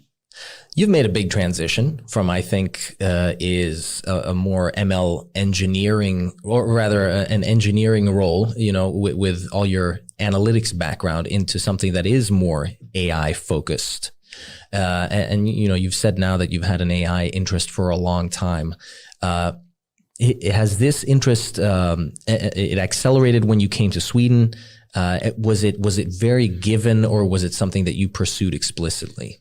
I hate to say it, but when I came to Sweden, and maybe it was the firm that I was at, I felt like I was back in time in some ways, because the market here is all about Windows. And maybe this was my bias coming from Silicon Valley. I know you're a big Windows guy, so like I'm being careful here, but I had moved on from Windows and I was fully in Linux, fully on like a Mac. You're usually going to have a Mac and you're going to build all your stuff on there, and it was a big transition. And I use Windows now; it's not a big deal. I don't mind. We've got the tools with Linux inside. But I felt like I was fighting an attitude when I would talk about data, and not even AI, but just talking about, let's measure this stuff. I was in a team. We had a set of microservices that were, doing a bunch of automation to run this truck in the automotive field. And we would put this truck in the matrix and drive it down the road and then measure a bunch of things. And I said, your services keep, crashing. Let's put some Kibana dashboard so I can see the logs and we can see together as a team, where is the crash? Where is the problem? And they kind of were like, I don't get it. They were busy. I get it. Like, I was brought there because we needed to get to work. And so I just did it. And I loved that, like having the freedom to just say, okay, nobody understands the value I'm trying to say, but I've got the freedom to go build what I'm talking about. And I use this tool, shout out to Juju. I know there's a lot of tools out there, but I was lucky enough to be in a part of the company where I talked to the IT team and I said, IT team, how do you instantiate servers in this company? Because I'm brand new and I don't know anything. And he said, well, we don't really have anything for you. You could use Ansible. You could, do this, or you could use Juju. And I'd never heard of Juju in my life. And it turned out it was from Canonical, people of Ubuntu fame. Was that because they had OpenStack, or why did they let you use Juju? They didn't. Well, they were. We were so isolated from them. We were in research and development, so we were in a different world. But they were telling us what they were kind of using under the hood in their area. And it turned out they were doing a lot of deep learning stuff, and they had it on-prem. So it was really cool to see. And but they were using Juju and Metal as a service to instantiate private clouds to run Slurm and do HPC work. They were using Slurm? They were using Slurm, nice. And they Jujufied. They wrote a Juju charm to instantiate and configure Slurm across a whole bunch of stuff. No Kubernetes? No kubes. I know. It's very different. And I loved that. I loved seeing that they weren't afraid to go against the common knowledge that, of course, you must Kubernetes. Yeah. Because they just wanted to get the work done. And Kubernetes is fantastic, but it's complicated. And so I said, okay, Juju, okay. And I looked at what we had. We had some VMware ESXi servers. Now, I had used VMware in my home back in California because it was free and you could just install it and start doing some virtual machines. And I started using Juju to instantiate stuff in that virtual machine. Changed the game, and we were instantiating an ELK stack. I will never forget this. I did Juju deploy ELK and went to lunch. And I thought, okay, I've never seen something work. You know, whenever you see a new tool and you try it out and you read the README and you're like, all right, this is not going to work, but I'll just do this and I'll come back. So about 40 minutes went by and I came back from my thing. It was done, configured. I pushed data in and I saw the data coming out of the Kibana dashboard, and it was like, I didn't need Amazon. Sometimes when you do that, you're like, something has to be wrong. This can't be working. This is not actually working. This is not actually happening. It happened. And from there, I have used Juju ever since to instantiate all my private projects. So I do a lot of stuff now where I'm trying to learn something. I really heavily try to contribute to that ecosystem because it was just so fantastic. I could never have instantiated Dashboard. There was a Logstash. So we pushed the logs in from multiple servers, sliced and diced it, pushed it into Kibana via, Elasticsearch. So it was a game changer. This open source world is always come to me and given me so much. And so I try to contribute back, and I've got to contribute to like fun projects like TensorFlow, just the documentation, but still very important for me because like I feel like a lot of documentation in computer science areas, you come to these Git repos, you read it and you try to follow it and it just never works. And this was actually the biggest challenge for me. I remember I studied all this machine learning stuff, did all the Coursera courses, but it wasn't enough. And I wanted to do the hardest thing, which at the time was object detection. And I said, okay, I'm not going to be able to build this from scratch because I just don't have a PhD person next to me. What's out there in the open source world? So I found a project that was kind of dying, and it was someone who's now at Microsoft, but he was, I think, up in Washington, and he had open sourced this faster RCNN implementation. I'm going to open source this later this summer now because it's been a long time and I think it's fine. It's not used anywhere in production. But I got that thing working, and now I have it working on streaming data. So I can have streaming Bloomberg and detect faces in this streaming Bloomberg, TV stuff. And this is just the beginning, and this is all from scratch. There's no public cloud around me. It's just all stuff in the, your machine at home. The machine at home and with the software from the internet. That is the powerful stuff. You were talking about democratizing, and I completely agree. Like that just wouldn't have happened years ago. Facial detection, streaming. I think I'm getting 15 frames a second. It's not the greatest. Mm-hmm. We're not going to drive down the street with it like, at Tesla, but it's amazing to see that all this stuff is there. And I had to refactor a lot of it. There was a lot of cruft because a lot of these projects, they're more about benchmarks for white papers. Yeah. But then to productionalize it, to make it readable, to use it for real projects. So I gave this talk in Sweden not too long ago, about 2.5 years ago. And I made up this thing called Smoothie Verket, where we have a bunch of bulk fruits and vegetables, and I need to sort them very quickly using AI. It's a very contrived example, but it was more about just showing that we can do this stuff and we can do it in open source. And you don't need to go to university. These university, programs are fantastic for meeting people and getting those connections to the right industry partners to go further in your career. But some of this stuff is just out there. But let's circle in on this example that you gave here, where I get the sense that a lot of projects made in academia are not. I get the sense they're made for writing a paper, like you said, right? Sure. So they'll write a piece of software, and it's documented so the people in the team can read it. You hope. Sometimes, if it's like 2 or 3 people, it's not documented, right? It's just meant to run the experiment, and a lot of these people then go on into the workforce and expect to, produce great results at big companies. Mm. Have you seen that sort of shift not working as well, where, we have these mature software engineering principles that we try to stick to, Git and so on, and that clashing with the sort of everything is an experiment mindset? This is, for me, like the biggest challenge in data science today is this clash of the titan cultures, because we want our production models. We want to run in production and we want to do great things. but that's not how you write the models. They're in notebooks now all the time. You're saying notebooks is not a production grade setup? It can be. If depends on the use case. Sometimes you want to just do a quick one-off and show it to someone over their shoulder and say, here's the numbers. That's production. That can be okay. But this is the biggest challenge, and I haven't seen it move very quickly. I think I was most impressed lately with the things I've seen with Databricks, to be quite honest. I want to see, more towards that, where they have a notebook set up, but it's as close to Python as they could make it without doing what is in these Julia notebooks, Jupyter notebooks, where you look at that stuff in Git and it's all JSON, and I can't make heads or tails of whatever that is. But at least in Databricks, I can basically read its Python, and if we have to, we can transform it and run tests. But it's a nascent stage. Like I know now Nutter is this framework for running unit tests in Databricks that just came out. So unit tests, what's that? Ooh. This is the thing, like testing and coming from code IBM. Code coverage. What? It's always 100%. I mean, these are cultural things that when you came from the engineering backgrounds of some of these companies that we're building on top of, we had to do those things in Silicon Valley.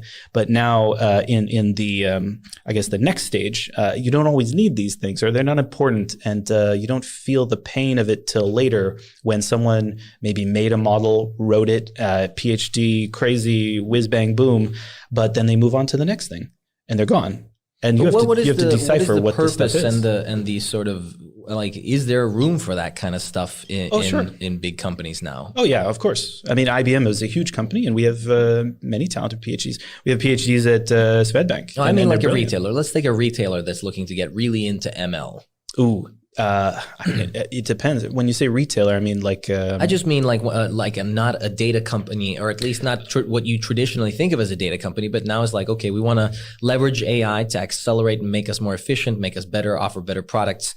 We need to adopt some best practices, software engineering best practices, or okay, and that's also a question. Like, is software engineering best practice the same as AI best practice? It hasn't. I don't think it has been. Is it going in that direction? Like code coverage, version control of data, all that kind of stuff. How important is that even? I feel like code coverage, I wonder sometimes, what are we doing? Because in one of the places, wasn't in Sweden, but in one of the places I worked, you have to have 90% code coverage in order to push to master. And you see just stuff will get covered. The reason I'm asking is but imagine no ops. Right. Yeah. But so like I'm a manager at the retailer, and I'm trying to think like what kind of technical prerequisites need to be in place for me to do AI effectively. Or efficiently rather. I have the trade-off here. I'm trying to think, should I move fast, or should I and build a technical debt, or should I set things up to be good? And there's some kind of balance to be struck there. Definitely. Or what do you think? I think it's dependent on where are you relative to your peers, so to speak, in your domain, or are you trying to go into I would say first, no, you don't need a PhD, but you probably need an advisor to someone who's done this before, who has built up this competence in a company, who's been there, done that, and look at the situation, because sometimes you have a lot of data, but it's not all connected. It's dispersed, siloed, or whatever. In other places, you have a ton of data or maybe no data. You have to take an assessment of kind of where are you, and then where do you want to go as a company. I think this is the place where I'm at now, is that I want to see what is the ambitions? What are we wanting to build with AI as people? And, we want it to be ethical and, fair and transparent and traceable. How do we get there? But what are we building towards? And it's not always clear cut depending on the industry, because some industries I feel are going to drastically transform soon, and others maybe have a moat, or they have less incentive to change right away. That's I think it's a very hard question without knowing like which domain you would want to pick. But you've been pretty outspoken in there being best practices. You mentioned, for example, when you started at the automotive company that you were introducing Git. You're talking about the way services should set up, and now with ML there's also, ways of doing things that are becoming more popular because they tend to work well. I mean, are those necessary things? Are you championing them? And I would champion Git anytime, but for all the right things. And the problem can be if you don't have any buy-in. So when you say I introduced Git, I'll clarify. I did not introduce Git at that client. There was a great team in the IT department, and they had actually been doing the due diligence to bring GitLab in particular in. I'll share the story. We were on Perforce, which is another code versioning tool. It's perfectly fine, used a lot in the gaming industry. But in order to step up into open source code and leverage certain things, we had to go to Git. And this was kind of like, what is this stuff? What is all of this? And so it depends what you want to do as an industry. And for this particular client, they definitely needed to go that route and whole hog get into Git, use automation, Git SecOps, whatever you want to call it, DevOps, and take it from people who've already been there and built all that stuff. No, I did not introduce GitLab. Is that a strategic move? Or is that something that you would expect management to say, okay, we're modernizing, we're moving to this? Or is that something that IT would be like, okay, it's time to upgrade, guys? They had to get buy-in from the business. And I think what pushed them, quite frankly, was the autonomous stuff. Because once they started realizing we want to build this competence and build up this know-how, what are all the tools you're working with? Oh, that's awesome. That's a really good. It came up from organic, and this is something I always credit them with. Was like they listened, but it took a while. But it takes it's a big company to. But could they have gone to autonomous without doing these technical upgrades? It wasn't even upgrades. I mean, I would say like it was like a life change, mind shift. Going to microservices is not trivial, and going to Git and what is that?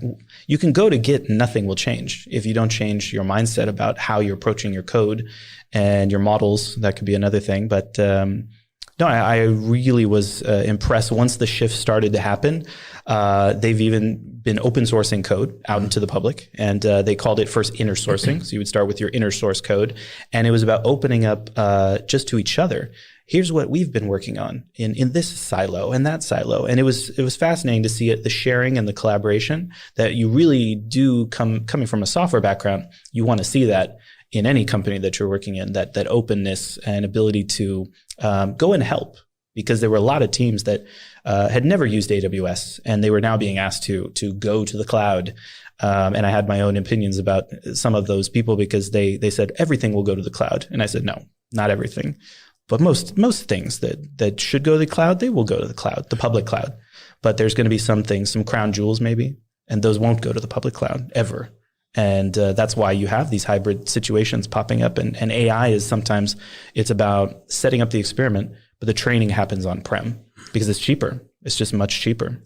Well, I mean, but to finish off your talk about version control, I think it's easy to trivialize it and say, yeah, we have Git. But it's not about having the tool itself. I mean, if Git is a philosophy of collaboration. Yes. How do two people work on the same piece of code at the same time?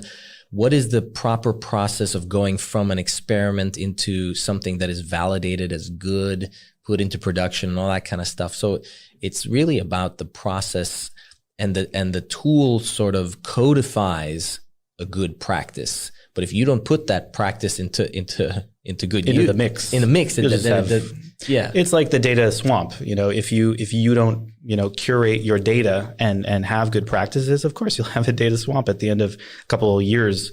And it's so too with the code. I've got plenty of stories of people using and not using code versioning tools, and what happens when we have these in university. You learn these lessons in university when you try to email something, the email lost, and now your code, you've got to write it all over again.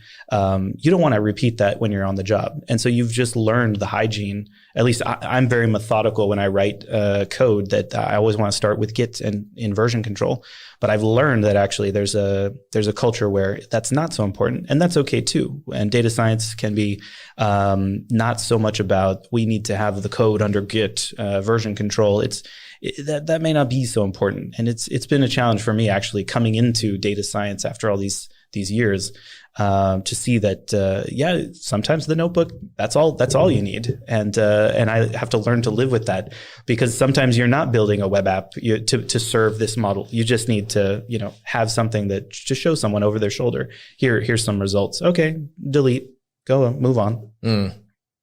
It's a balance. Yeah. And that does happen a lot. And then it sort of stops there. And then, that's no good. But then the opposite can also happen where you're just stuck in processes and you're not having this rapid iteration that you do need to get going with AI.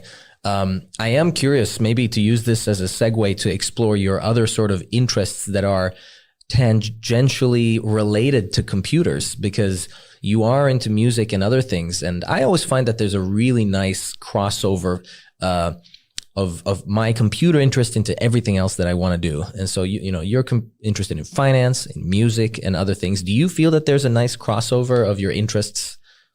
I think music and electronic music has been something of a mystery. It feels like so I DJ, and I know that sounds pretty stereotyped. There's a lot of I think for me, beauty in music, and the fact that it can be digitized is something that's kind of curious to me. Like, how did this even work? We've just got these zeros and ones, and it's kind of very strange for me how we can take those and build something that gives you emotion, elicits some sort of emotion. And for me, I was getting into music more and more, and I think it's for me, this passion project of trying to put things together that don't usually belong, like being half Mexican. I've listened to a lot of stuff that's coming from the Spanish speaking world, and I wish there was more Spanish speaking media to consume.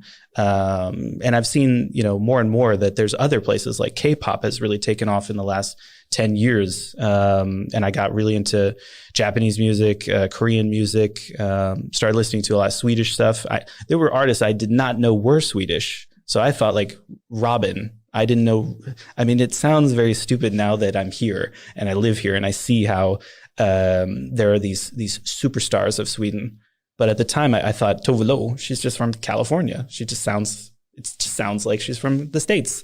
And it's been so cool to see Sweden's musical prowess over time, and to be a part of that, and to walk the halls and see all the different artist labels down the street, in different corners of Stockholm, even to just get to be a part of it. But music is something. It's a different part of the brain, but I've studied musical theory now a little bit, and you learn the structure. And this is my challenge now to try to figure out how can you code music, because it's kind of a code in a way, but using different tools, different. Sorry? Have you looked into generative type music? Yes. So, my weapon of choice is Ableton Live, and I had worked with it a bunch, and it's a lot of looping and synths and plugging stuff in, and I think that's a lot of fun.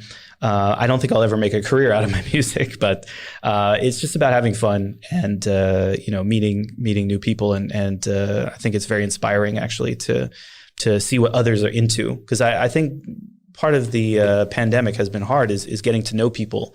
And so one of the things I'll ask is what do you listen to? What music are you into? Because I usually it's been a challenge to work on really hard problems with people you'd never see. And so I just try to get some tips. There's a lot of Bollywood stuff out there that I got into.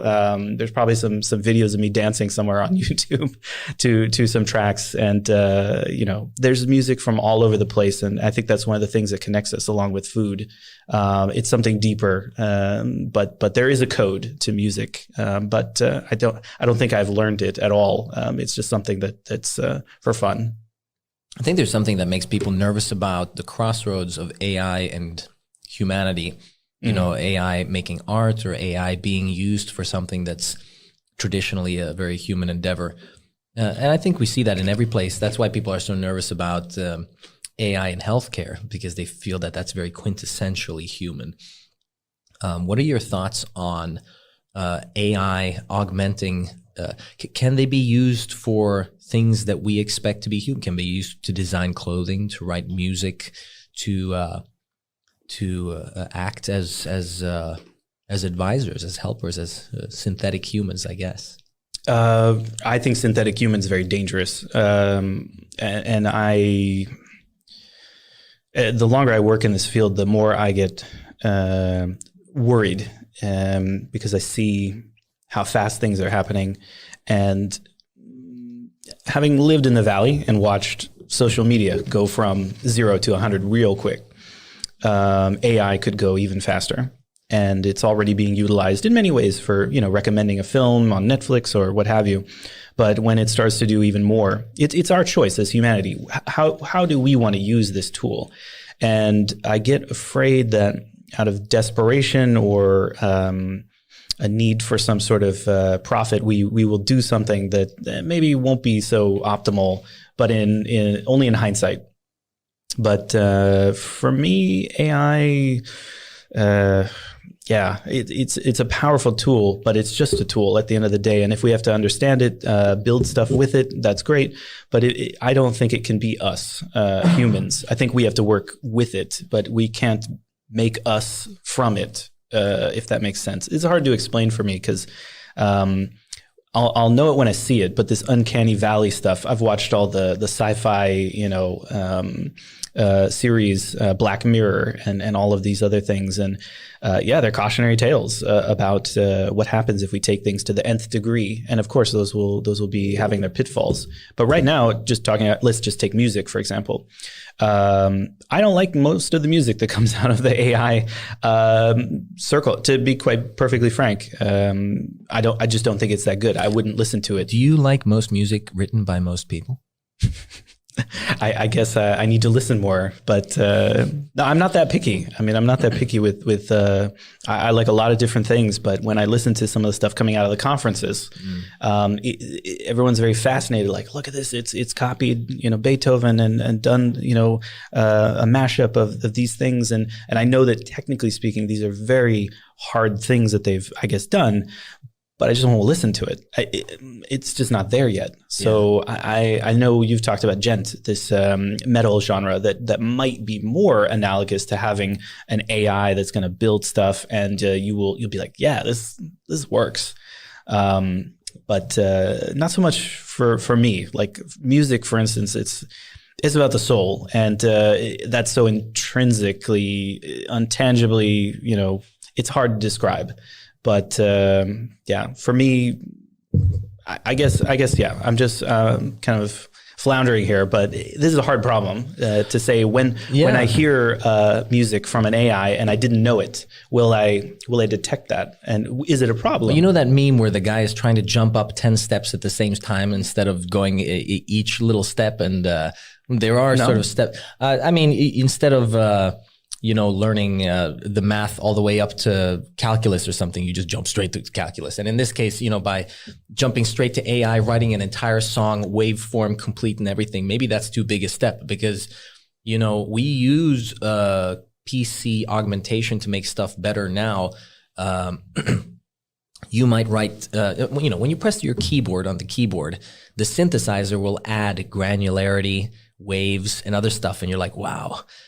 And then you don't think, oh, the PC did that. You say, I did that. I picked the patch. Mm-hmm. I did this. And maybe there's a more mild form of AI.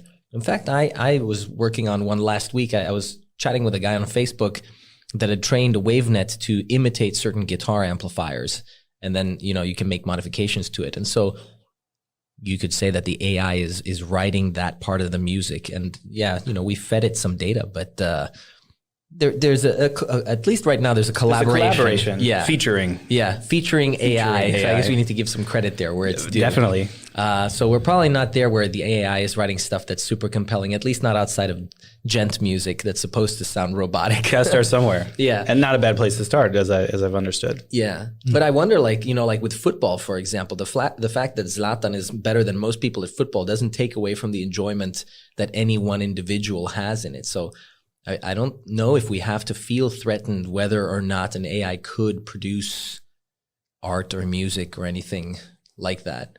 I guess if we go straight to it, like the game of Go, this is where people get scared, because I think there was an idea that the world champions of Go would trounce the Alpha Go, Alpha Zero, whatever, and it just didn't happen. It was quite the opposite, I guess. Yeah. But we learned moves from the AI in that moment, and the world champion said, "This is actually this is a fascinating move."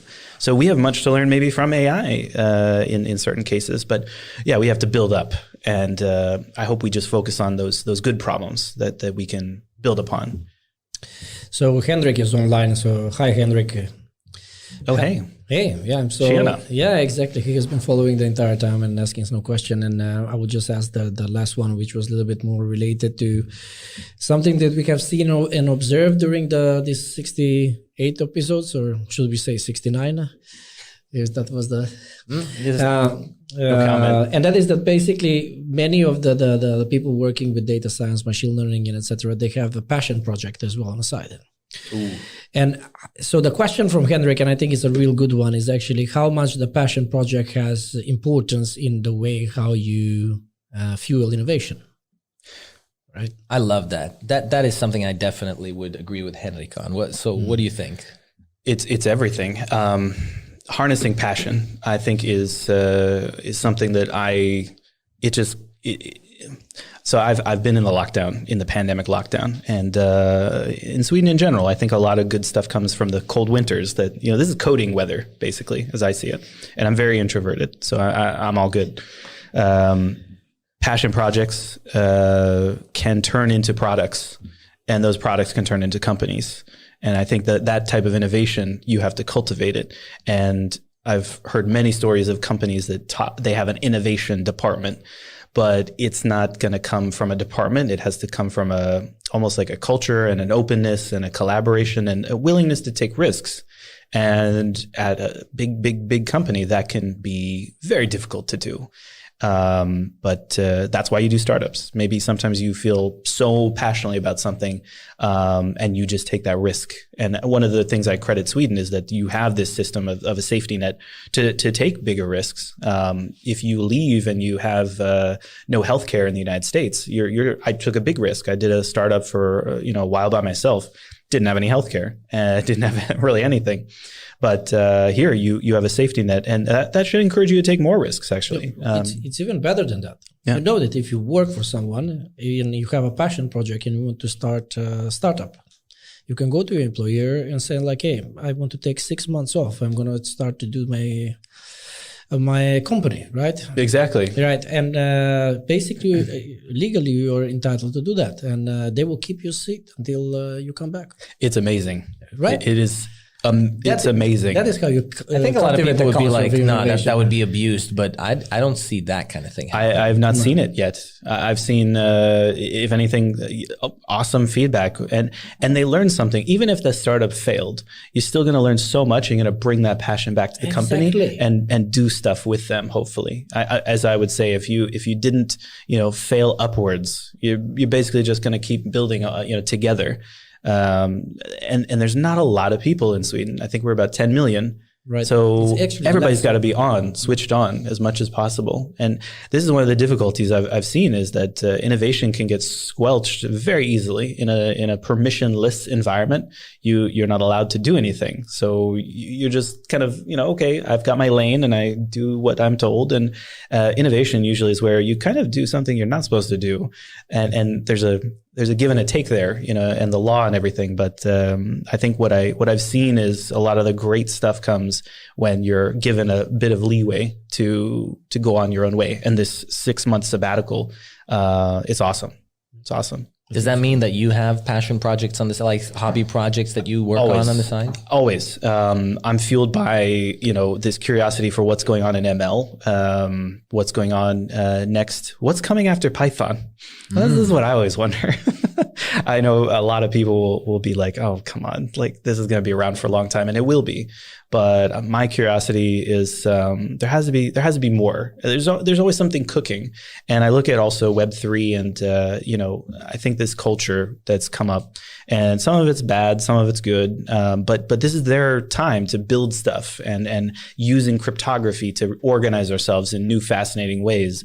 I just find it awesome. And I'm using, some of this stuff. I know the Linux kernel just got WireGuard not too long ago into nice. kernel space, which if you are not aware, that's a really amazing thing. Usually if you have, projects outside the user land, I guess that's less efficient. And the computer scientist in me is like, well, now it's even, you can run even more of this stuff and use less battery. It's more efficient from an environmental perspective. I think there's just so many interesting things going on, and I just encourage more talking and collaborating. And that's how the great projects really can come to the fore, and great companies that can come to the fore and build what comes next. Web3 is one of those fun technologies where it's easy to dismiss. And I always think it's good to sort of question yourselves and think, is there something I'm missing? When Web 2.0 came out, there were these ideas of asynchronous communications with web pages, and there was this thing called Comet, where to me at the time it was obvious that you might want to have asynchronous messages from the web page, and these were static web pages at the time. And I was thinking, cool, if somebody posts something, you might want to get an update or something, but why would you want to send something asynchronously to a website? What are you going to send to a website? I don't get it. Who knows, right? That seems totally useless. And obviously it's not useless, right? And I think even the way that people conceptualize the internet now, we don't think of the internet as websites. We think of it as this amorphous communication medium, the cloud, and so on. And people are probably not as savvy as to what AI is in the same way as to what the internet is. I don't think anybody knows what routing protocols are used to send the packets around the internet. No. They know how the internet works more on a conceptual level in a just good enough way that they can build products and be clever and innovative. They don't know the network layers, 1, 2, 3, 4. Just the first couple physical, of layers. Right. Application. Checksumming and everything. The CCNA didn't do me wrong, yeah. Right. But like, how are you going to be creative with AI or with Web3 or any of that stuff if you can't talk about it as casually as we talk about the internet today? I think it's good to throw away Web3 actually. Throw away Web3 because it's been maybe it's not tarnished, but it's talking about something I don't understand. Yeah, but Web 2 was pretty crappy when people were talking about it. You have to admit. I never used that term either, and I've heard this. I've heard this industry 4.0. I have some friends. They're very fancy. They're working in the lawyer space, and they're making a lot of money doing stuff. And they say, Erik, it's all about industry 4.0 now. And I'm like, what was 2, 3, and what? Let's go, yeah. And so there's a culture. This is a culture of framing what's going on to give you a idea of this world and have a milestone, I guess. And I've just not lived in that space. I've kind of been in my bubble of computer science and just seeing, what's going on from my point of view. But Web 2, I still don't even know. I guess Web 2 was like when we're the product. Is that it? No, Web 2 was first you had static websites. Right. Just a page. HTML, CSS. Yeah. And now you have a website where you send stuff to the page and the page updates and sends stuff like LinkedIn. LinkedIn is back and forth. You're connected to the website. Okay. It was just the gurus were talking about Web 2.0 long before. And then, it actually took a while to make anything meaningful. And so now Web 3 is out, and the first thing people come up with are monkey NFTs. And you're like, oh my God. Yeah, this is the best you can come up with. But it could be the greatest thing. I don't know. Like, I know they're launching their universe, their metaverse. Yeah. The other world, I think it's called. But it's early days. It feels cliche, but it is early, and things will maybe crash and burn. But we will have this technology after that, and what we do with it is up to us. Yeah. And for me, what I love about the web and coding is it can be up to you what you want to do with it, and with AI. In certain aspects, it can be dangerous. I've had hesitations of open sourcing certain things. And I've heard others, like they solved a couple of problems in poker and they were told, don't open source this because it's going to ruin online, gambling. And I think we're at that place where we are deciding what we acceptably put out into the world for others to use or not use. And this is it's a cultural thing. What do you want to put out there and be known for? But it's for Web3, I think maybe I see it differently because for me, it's about cryptography and privacy and getting away from using AWS. I know there's a lot of vendors that maybe watch, but I feel like I've never been able to afford the public cloud companies until recently, now that I'm, a little bit more established. But when I was building stuff, I had to stay off of the public clouds because it was just money out the window because I had my shoestring, bootstrapping budget. Yeah. And with Web3, now you might not even have to go use AWS to build some sort of data platform. So the passion projects I'm working in, it's focusing on data science and open sourcing or opening up these capabilities that, because I've worked in the industry now for a couple of years, data lakes, data warehouses, all of these capabilities, these are all built on open source technologies and stacks. We can get a cloud publicly, privately, whichever you want, instantiate those things, pour data in, and that data is open source as well, usually, or it's, it starts that way. And then you start to also make your own data. Nothing's going to stop you from building whatever you want. And that's the exciting thing that I guess Web3 gets right is like, it's taking things on in a new form, a new fashion. And that energy is it's very palpable for me, to see the community and all the discords and the chats and stuff. It can be used for scams. And, a lot of this stuff is maybe going to go with the wind, but just have fun with it and don't lose a lot of money, and I think, if and when I have kids, I'm going to look back on these times and these capabilities and say, you can take this stuff, this code, this data, these techniques, do what you want. What do you want to do? Yeah. And that's going to be the interesting thing, to see what do they want to build? What do they want to solve? We have a lot of problems. I remember growing up and being told we're going to solve climate change and we're going to solve. Oh, yeah. Everything's kind of kick the can down the road. And sometimes you have to put a foot down and say, we got to do something. And this is the other thing is, for me, opening up these data science capabilities so that we can collaborate and bring people in to work on those hard problems. That's something I want to encourage people to talk about more. A lot of times when you hear people talking about AI ethics, I want to invite people to talk about AI ethics from what responsibility do you have to make the world a better place? Not who's going to get a loan at the bank or how are we going to increase click-through on this website to get people to buy another pair of jeans or something. Like the AI ethics is, how can I make the world a more equitable place or save the environment and that kind of stuff? What am I actually contributing to with my skills? Well said. Yeah. I think it's too easy to pontificate on what it could be and talking about the stereotype is like the trolley problem. And we've all probably heard this thing too many times now. But I think for me, the environment, that's an easy one because we're using so much computational resources to train these models. Foundational models probably take, I don't even know how much, power, compute, resources. And I know I'm going to hear some laughs, but I'm trying to push, to use these libraries that measure when you train your model, how much CO2 are you generating? Are you trying to say you should use maybe like a programming language that uses fewer resources? What could that be? Name some names. I mean, if there only were such a language. If there only were such a language that was efficient.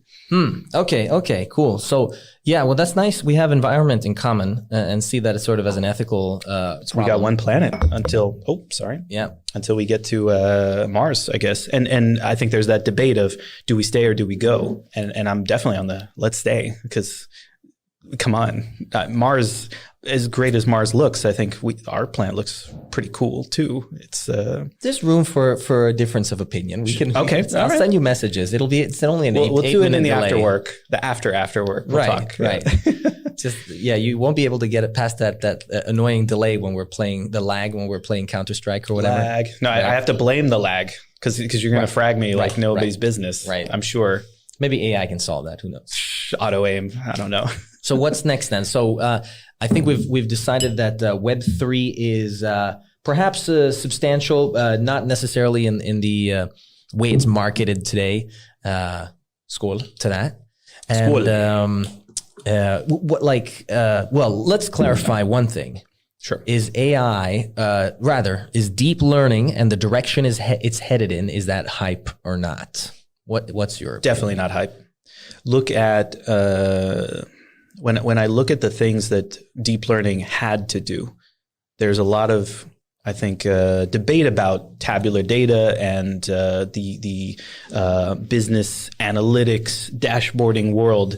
But when you start stepping into driving down a road, processing images at, let's say, 30 frames per second, and doing it to keep that truck or that car on the road, you're using neural nets. And until we get something better, this is the way that they're building it. And I also see like DAL-E, and these other big foundational models coming in, doing things that I've never seen a spreadsheet or a model from a spreadsheet alone do.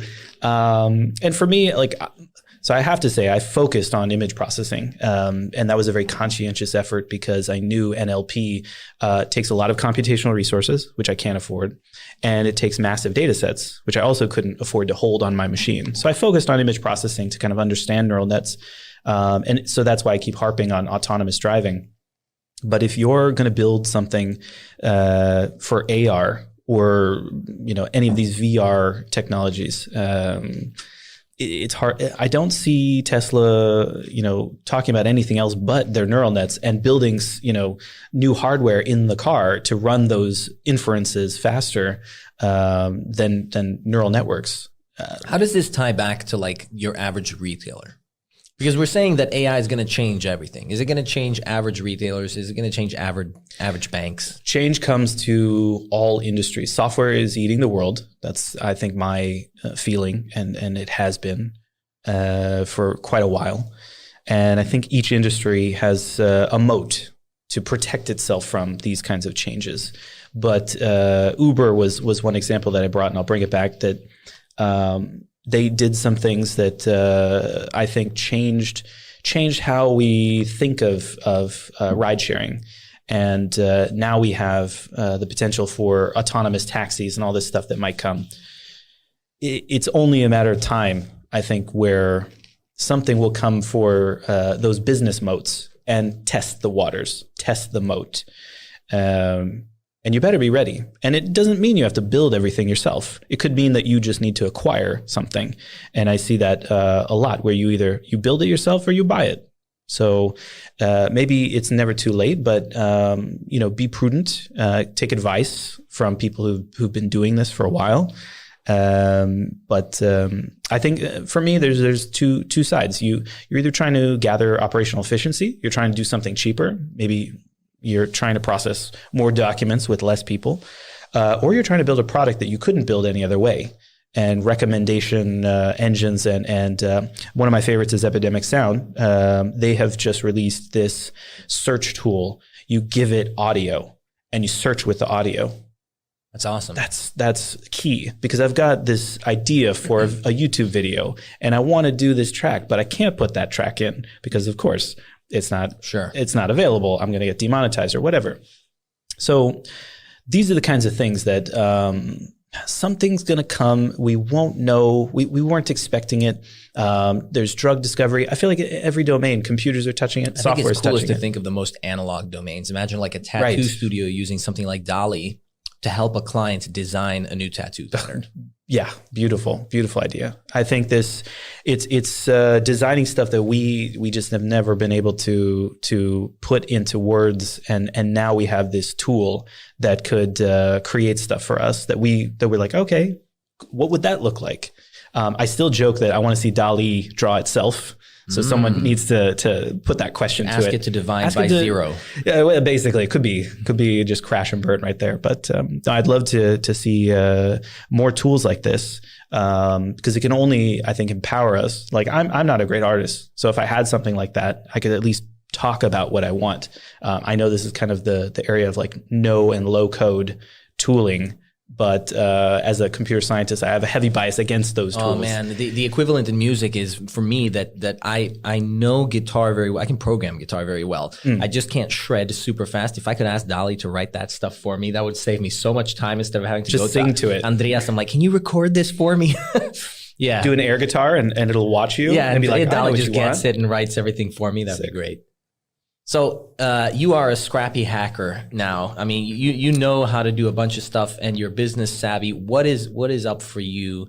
What is next for you, for Erik, in the coming 6 months and the near future? Okay, so 6 months, I'm going to go back to California for the first time. So I'm looking for a little time off. Typical svensk tid för det. But I would like to come back to Sweden and reset. And I want to continue to open up, work and collaborate. I have fantastic colleagues. I've met them now that the pandemic has started to end. We actually got to meet at the Data Innovation Summit for the first time, some of us. And I just want to keep doing that more and more and see what we can build together. On the side, I've been always looking at passion projects and this open source stuff and tooling. So I'm looking to maybe go to a hackathon or two and just help out, advise. I think as I get later in my career, there's this feeling that you're driving forward and you're pushing and you want to be at the top. But in order to get to the next level, you have to turn around and look who's not behind you, but who hasn't been here yet, but they want to come here. And that's the only way that you're going to get higher to that next level is together. So I'm looking to keep continuing to collaborate with people all across the world. I've got friends back in Silicon Valley, and I just want to check in with them and see what's going on, because I'm just in awe of all the stuff that happens out there on the internet and open source world. It's fantastic. You're going to spread the good word about Stockholm? The great word. I always give props to Sweden and Stockholm. I think for me, it's been an absolute joy. I am not from Stockholm originally, so our family's from Småland. So one of my next things in the next 6 months is I have to drive down to Småland and do like this allt för Sverige, kiss the ground thing. You know, Småland's known for being very frugal. I am very frugal. It's in the DNA. I feel Swedish in some way, but I know that I'm not. But deep down, there's a reason this place felt like home, and I feel super blessed for that. So yeah, that's awesome. Tack så mycket. All right, cool. Man, Erik, it's always fun to chat with you. Yeah. We got to eat a lot here and talk about a lot of AI stuff. So this is basically best kind of evening. Toppen.